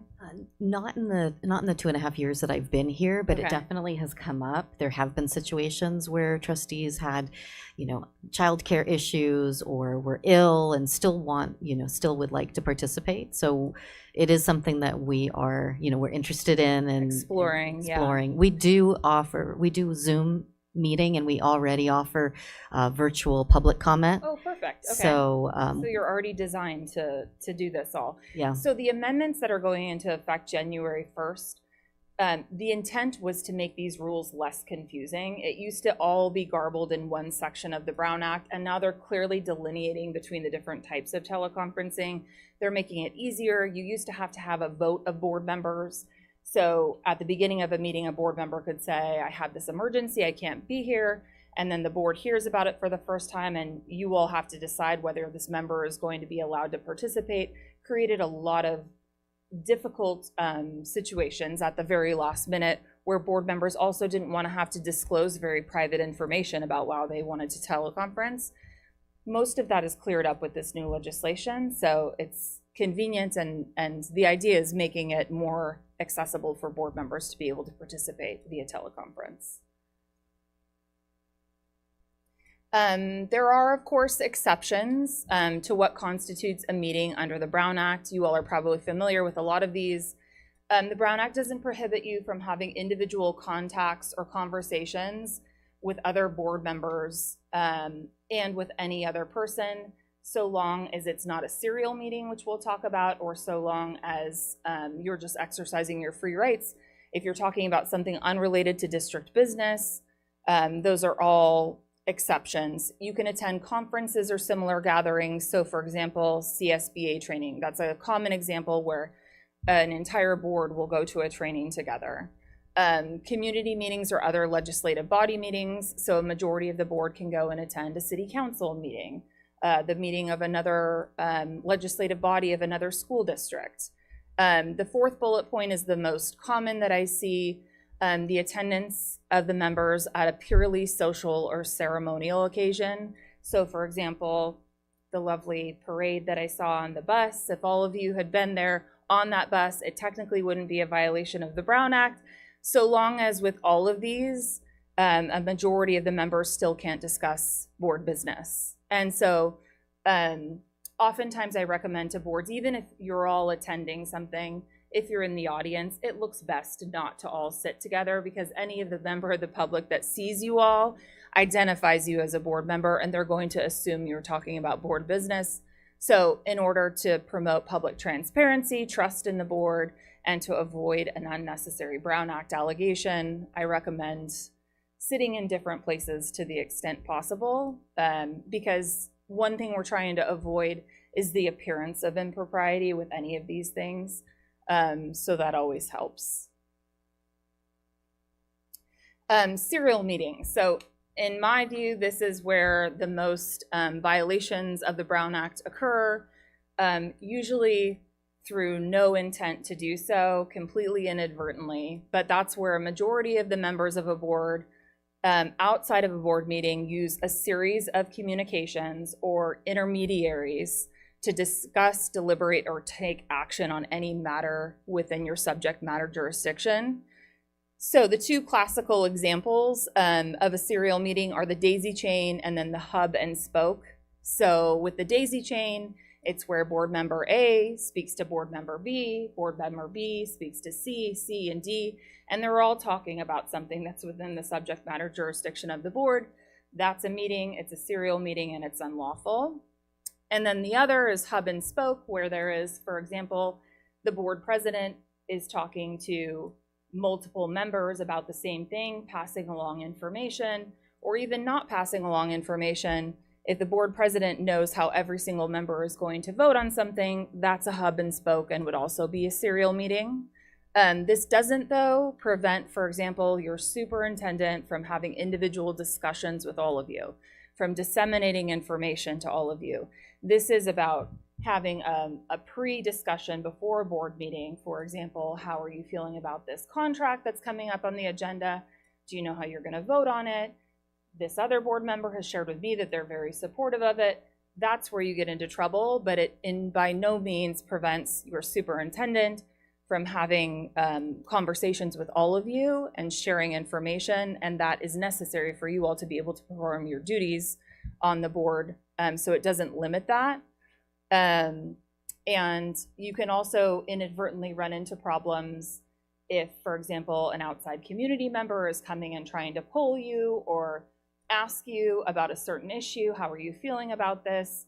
So this is one area where even if you're not intending to do so, you need to be mindful of your communications, even with members of the public, keeping in mind that they could pass on your opinion to others. Electronic communications is a huge issue here. Obviously, I recommend against ever replying all, where all of the board members are on an email, and ensuring that we're not inadvertently having a discussion with the majority of the board. So the other big component of the Brown Act is public participation and the public's right to participate in your meeting. So the location must be open and accessible under the ADA. Access to the agenda materials must be available in the ways that I described earlier. Any member of the public can come in and record your meeting. So they can come in with their iPhones, sit in the front row, record what you're doing. And then finally, the biggest ability of the public to actively participate in your meetings is public comment.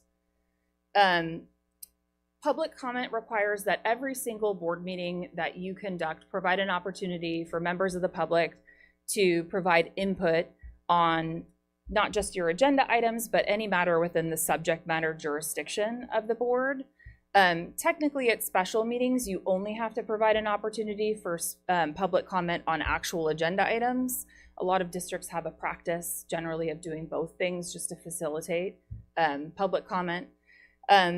And boards can adopt reasonable regulations. So you all have done that. You've limited your speakers to 3 minutes per piece, 20 minutes per subject matter, which is a reasonable regulation. You all have a very nice board bylaw that addresses all of the rules that apply. One point I always mention is that the board and district can't prohibit criticism of the board, its employees, its practices. It is an opportunity for members of the public to exercise their free speech.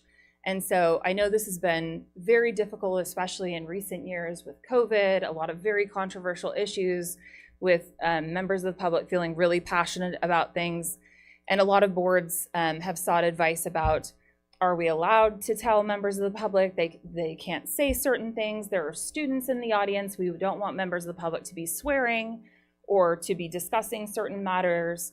And the bottom line is it is very difficult to implement any type of restriction on speech.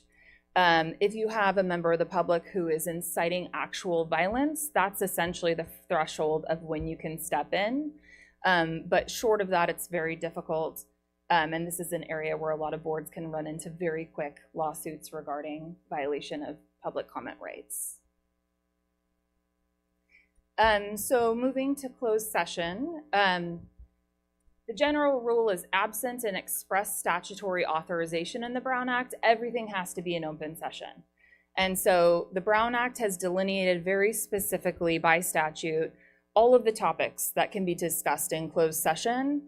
And even if it involves something that is sensitive, that wouldn't be ideal for the board to discuss in open session, unless we can find a specific rule in the Brown Act that tells us we can talk about it in closed session, it has to be in open.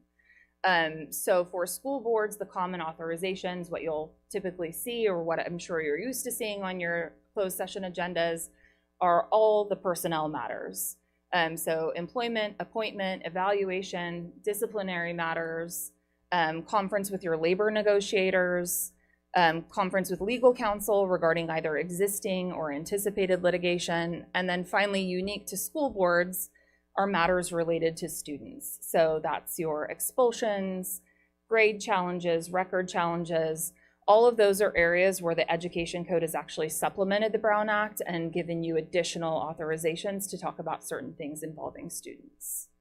And then finally on this point, and I noticed you're amending your board bylaw addressing closed session this evening, and it addresses this last point, which is talking about who can actually be in a closed session.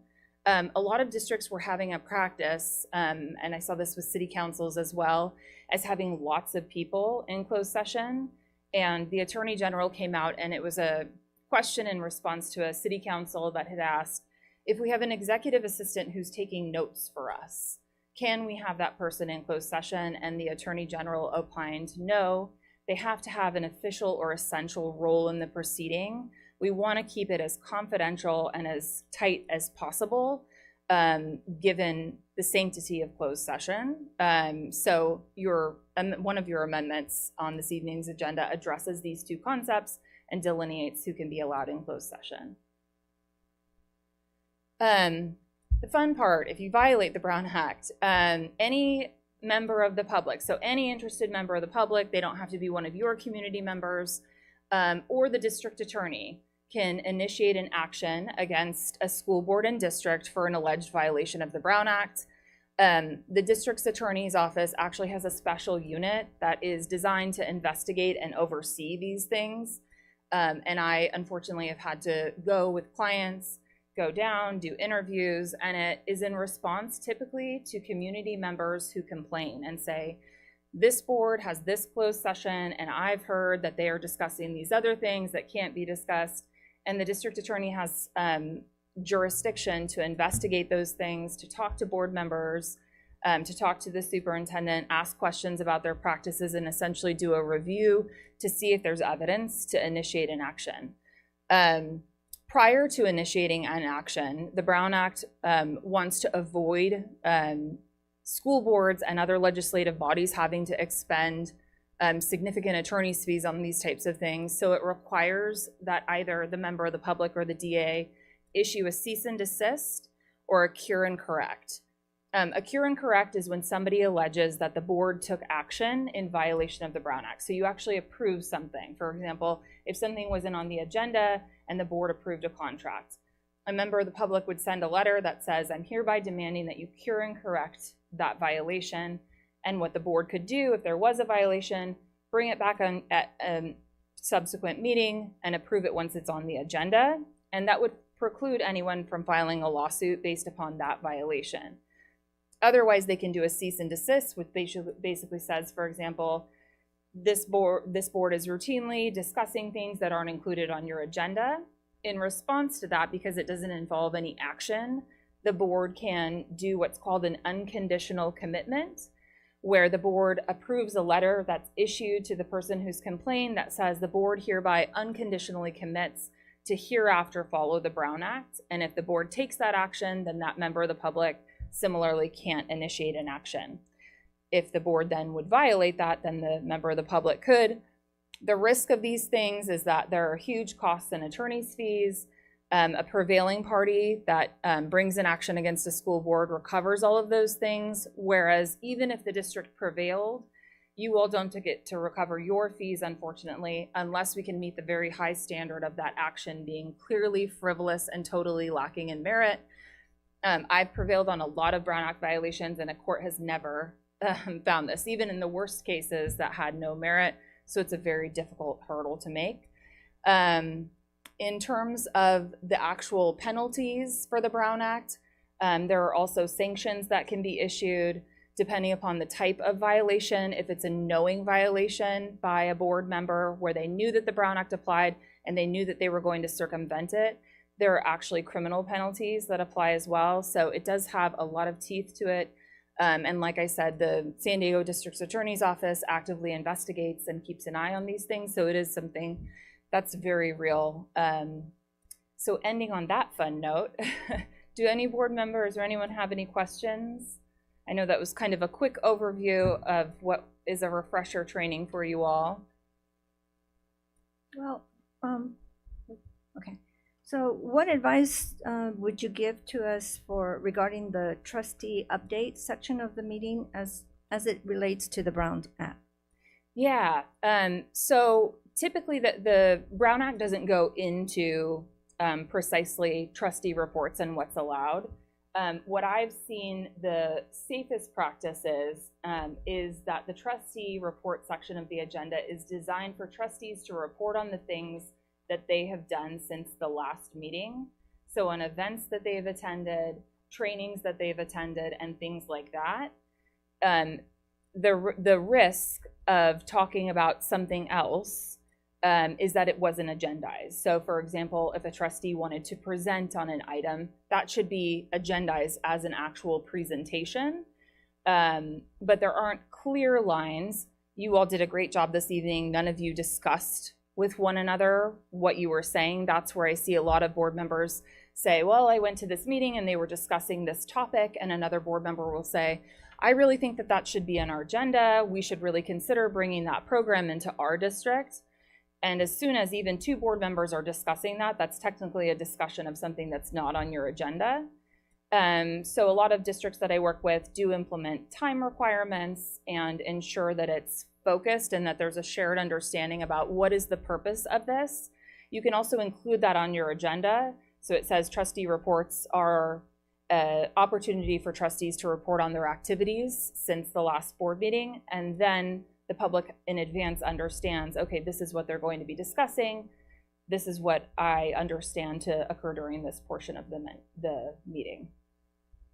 Thank you. You're welcome. So I have a question about closed session. Yes. And I just what I was told by previous board members, but what can or can we not bring into a closed session meeting as board members?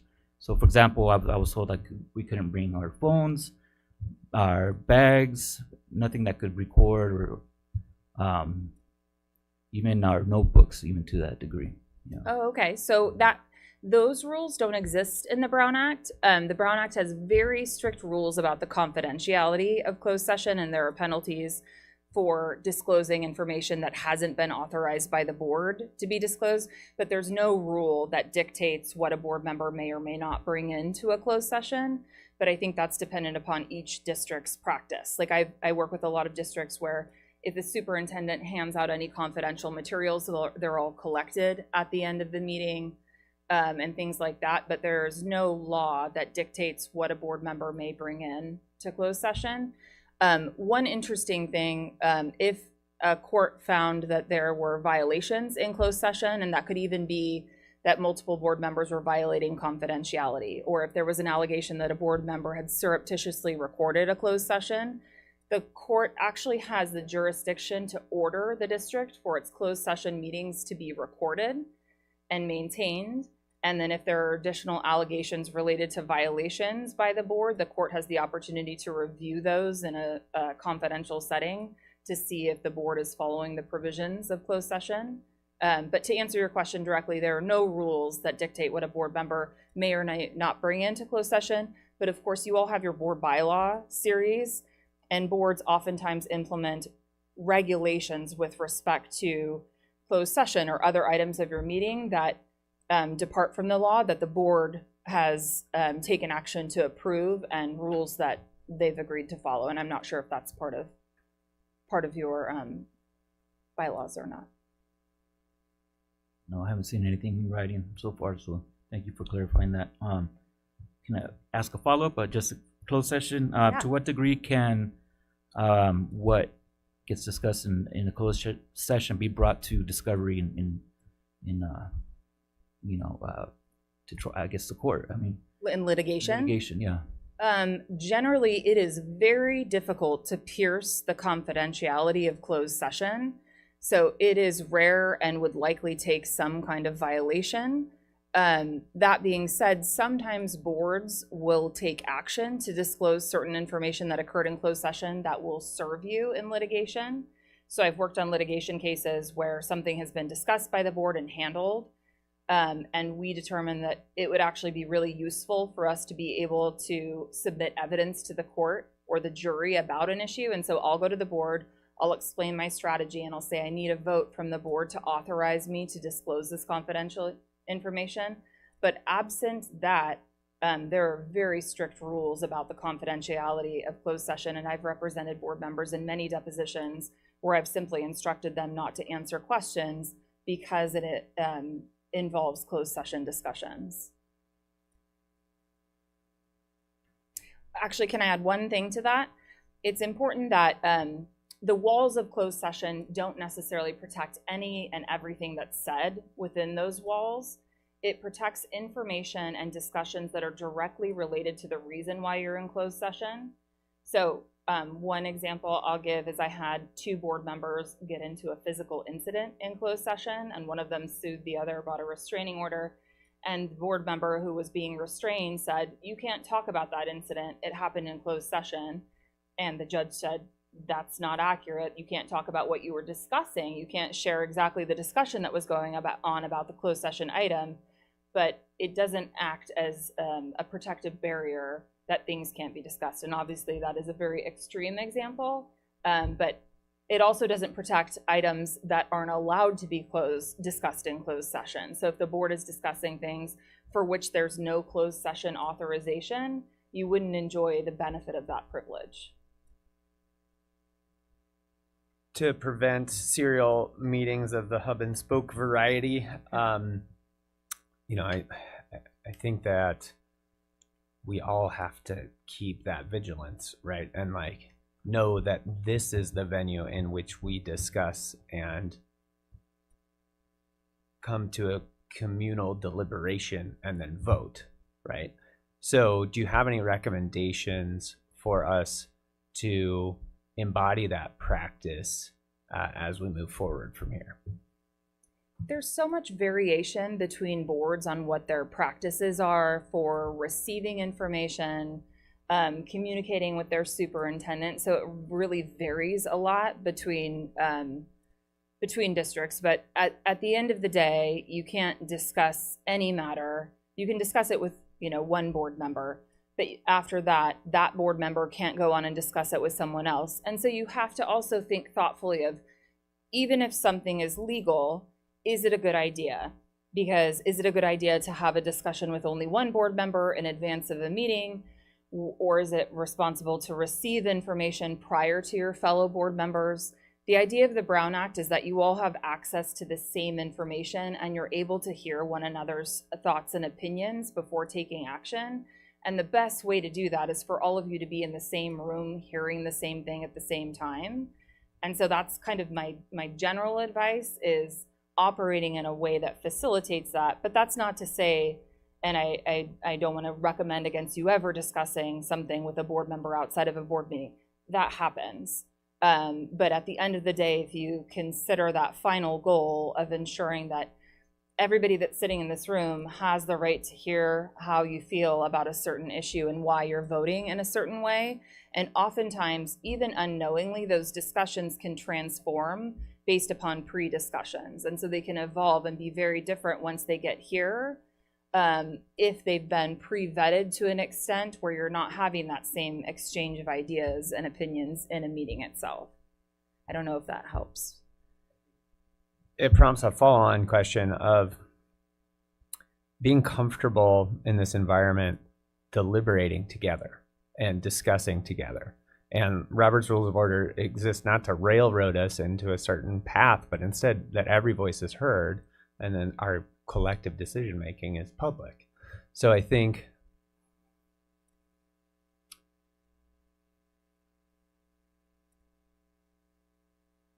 trying to find the words to clearly articulate that, like, as an organization charged with public deliberation, we have to be comfortable deliberating in public.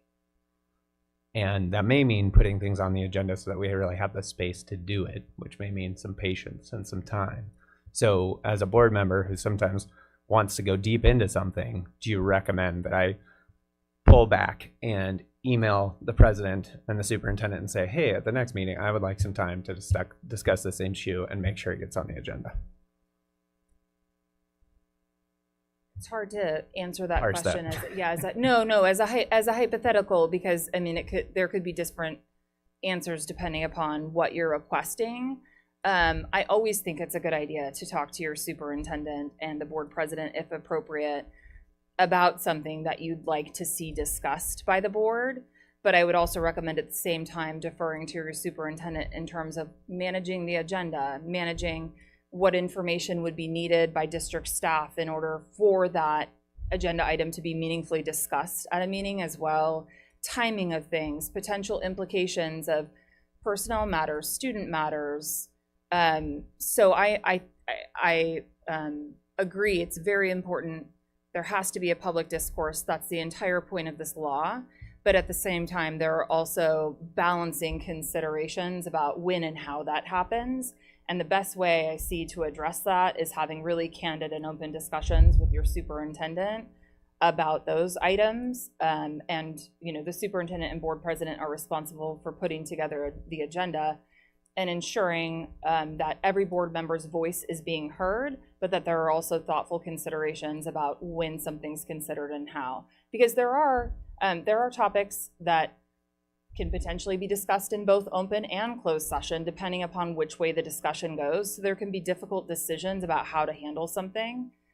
So I would say on a case-by-case basis, but always just openly communicating about the request and what it is that your goal is to bring forward to discuss as a board. Thank you.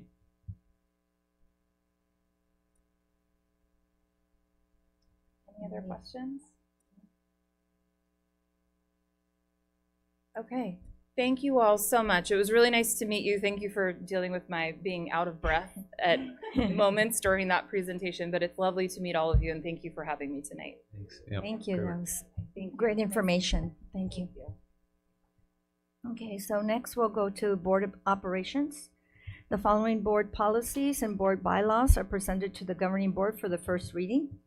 BP 0430, Comprehensive Local Plan for Special Education. BP 1000, Concepts and Roles. BP 1114, District Sponsored Social Media.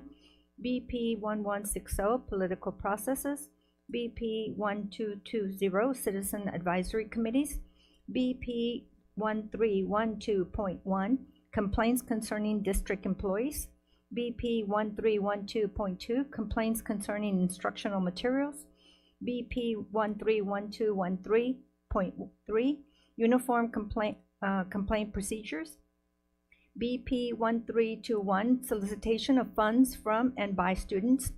BP 1330.1, Joint Use Agreements. BP 1340, Access to District Records.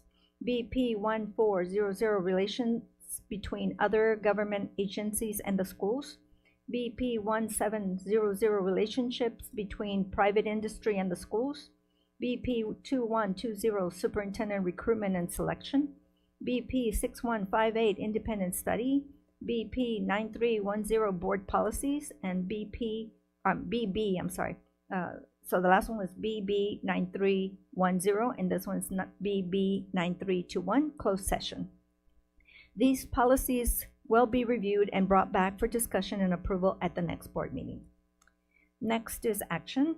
It is recommended the governing board approve in the second reading the following updated board policies.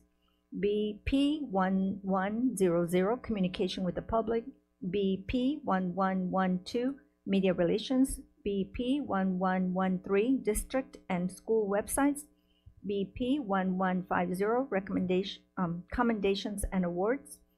BP 1325, Advertising and Promotion. BP 2000, Concepts and Roles. BP 2110, Superintendent Responsibilities and Duties. BP 2111, Superintendent Governance Standards. BP 2121, Superintendent's Contract. BP 2140, Evaluation of the Superintendent. BP 2210, Administrative Discretion, Board Policy. BP 2230, Representative and Deliberative Groups. BP 5131.8, Mobile Communication Devices. BP 6141.2, Recognition of Religious Beliefs and Customs. And BP 6144, Controversial Issues. Okay, with that, do I have a motion? I motion. Thank you. A second? A second. Thank you. Any comments? I wanted to jump in about BP 1100, Communication with the Public. I think it represents the opportunity for us to agendize coming up with, quote, specific communication goals and priorities, unquote. That, again, this opportunity that we have as a board to communicate together and then come up with an agreement between us that we then share with the public. This policy gives us really broad latitude to talk about complicated things publicly and then come up with a shared view on how best to communicate with the public. So any big issue can be discussed under this, and then we can move towards a communication policy about that issue with this policy. So I think it's important that we're all aware of that, and it gives us a lot of latitude to work together to communicate with the public about complicated things with one voice. Okay, sure. All right. With that, I will call for the vote on this. Trustee Favela? Aye. Trustee Moran? Aye. Trustee Goldbeck? Aye. And I also vote aye, so the motion passes. Moving on to business services. At this time, we're opening public hearing 2024-2025 annual developer fees report for comment. Okay, do we have any speakers? Trustee Favela? No, we don't. Okay, I am now closing the public hearing. Okay, moving on to resolution. It is recommended the governing board approve resolution 10-2526 to adopt the annual and 5-year developer fees report. Do I have a motion? So moved. Thank you. Second? I'll second. Thank you. Any comments? No? Okay, I will call for the vote. Trustee Moran? Aye. Trustee Favela? Aye. Trustee Golbeck? Aye. And I also vote aye, so that motion passes. Moving on, Mr. Armando Farias, Assistant Superintendent of Business Services, will provide a brief presentation for the 25-26 first interim report. Thank you, Madam President. I heard the word brief, so hopefully I won't put you guys to sleep. Good evening, Madam President. Congratulations again on your presidency for this following school year. And esteemed trustees, Superintendent Hazel, cabinet, guests, and colleagues, it is my honor to present to you the first interim report. And I know that you have already read the over 120 pages in this first interim report. Right. If not, at least you have skimmed through it. I know it's a lot of numbers. Today I will be sharing with you highlights of it. I will start by sharing with you the 25-26 timeline. Back in June of 2025, you approved the budget adoption. About 3 months ago, back in September, I presented to you the United Actuals, and today I'm presenting the first interim report, which includes updates of revenues, meaning money coming in, and expenses, money going out since the budget adoption all the way through October 31st. In March of 2026, I'll be back to present to you the second interim report. What is the first interim report? The first interim report is a required financial report that school districts must present to the board, the County Office of Education, and the state. It shows the budget performing based on actual spending through October 31st, as I just stated. At this time, districts must also verify whether they can meet their financial obligations, which of course is always our top priority to ensure fiscal solvency, fiscal responsibility. Fallbrook Union Elementary School District has a positive certification, meaning we're able to meet our financial obligations for this year and the next 2 years. Yay.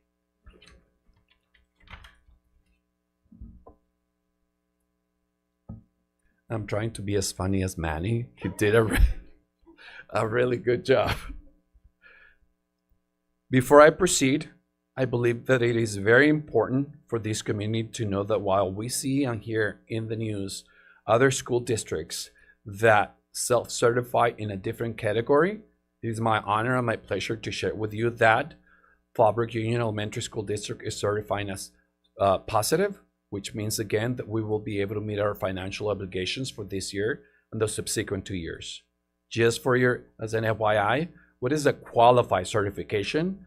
That means that based on the current projections of that district, the district may not meet its financial obligations for the current fiscal year or 2 subsequent school years. What is a negative certification? That means that based on the current projections from that school district, the district will not be able to meet its financial obligations for the remainder of the school year, of the current fiscal year, or for the subsequent fiscal years.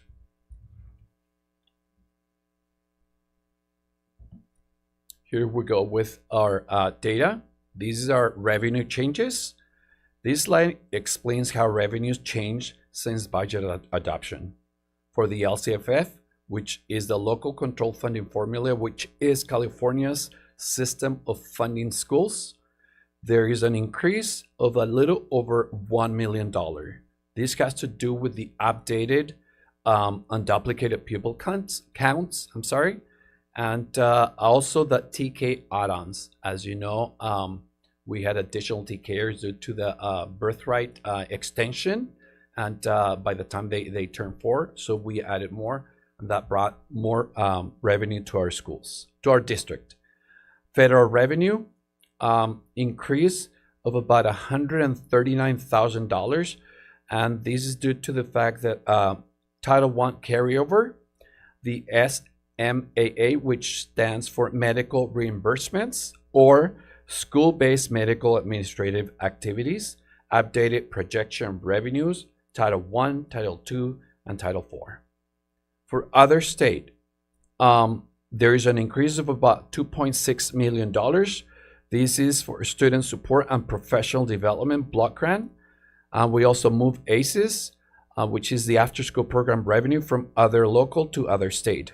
And for other local, there is a decrease of about $643,000 that has to do with interest, medical fund collected, and again, what I just stated, moving funds from ACES revenue from other local to other state.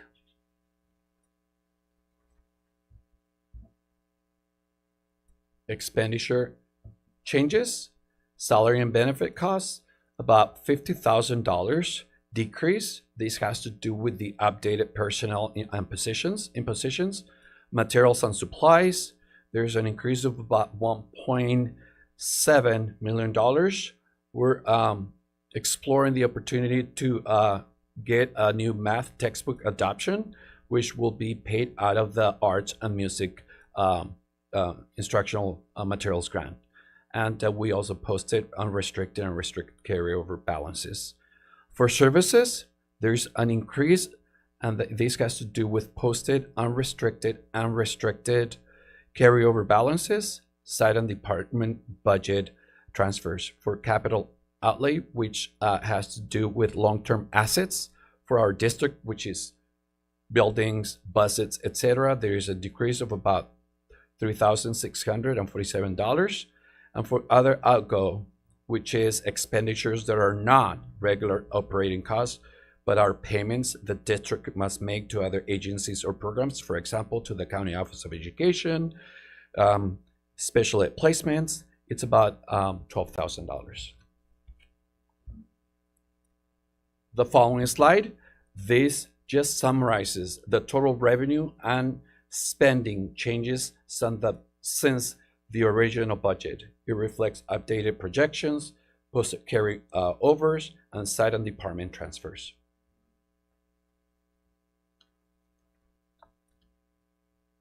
The following slide, as you know, the district is required to maintain a 3% for economic uncertainties, and this amount is approximately $3.2 million.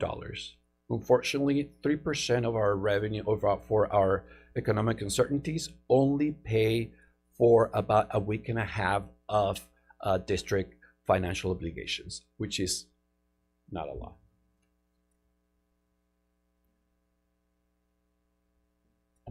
Our continued and careful strategic planning allows us to maximize revenues with funds designated to commitments and assignments such as impact data and health and welfare. We have an additional reserve of about $642,000 above the 3% minimum requirement. As Madam President stated, this is just a short summary. This is a snapshot of our revenues, money coming in and money going out as of October 31st. This is a positive certification. Our current reserve is approximately 16.5%. And what are our next steps? Our next steps, which we have already been registered, is to attend the governor's budget in January 2026. And then based on that data, which for sure will change, we will start developing the 26-27 budget. And then in March of 2026, I'll be back to present the second interim report. as always, this is not my report, this is our report. And I just want to thank my amazing Director of Fiscal Services, who's here, Lindsay Pellin, who does amazing work, always crunching numbers on a second notice. Sheila, who's our supervisor in payroll, and the accounting department, payroll department, and everyone. Also, I want to thank our amazing superintendent, the school board, for entrusting in me and in our team the ability to move forward and really maintain a fiscal responsible budget in service not only of our students but of this community as well.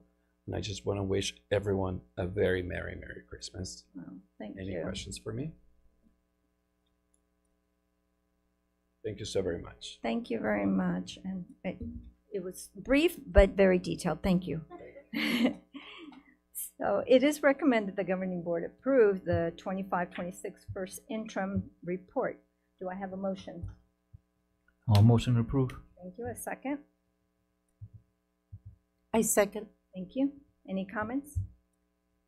Okay, with that, I will call for a vote. Trustee Moran? Aye. Trustee Favela? Aye. Trustee Golbeck? Aye. And I also vote aye, so the motion passes. We are pleased to support our teachers and staff to continue their professional learning as they participate in conferences, enabling them to perform their duties and remain up to date on new policies and procedures impacting their roles. And moving on to parent and family engagement policy, annually our district's parent and family engagement policy is reviewed by our district advisory committee. And following this review, the policy is then provided to the governing board for information. The purpose of this document is to provide guidance to our schools who annually update and share their school engagement policy. This document, these documents, all the legal requirements for the receipt of federal title funding. This plan fulfills all the education code requirements and addresses all title statutes. Moving on to consent agenda, it is recommended the governing board approve the consent agenda as presented. And now, do I have a motion? All motion approved. Thank you. A second? Second. And any comments? Okay, with no comments, I will move on. I will take a vote. Trustee Golbeck? Aye. Trustee Favela? Aye. Trustee Moran? Aye. And I also vote aye, and with that, it's majority and motion passes.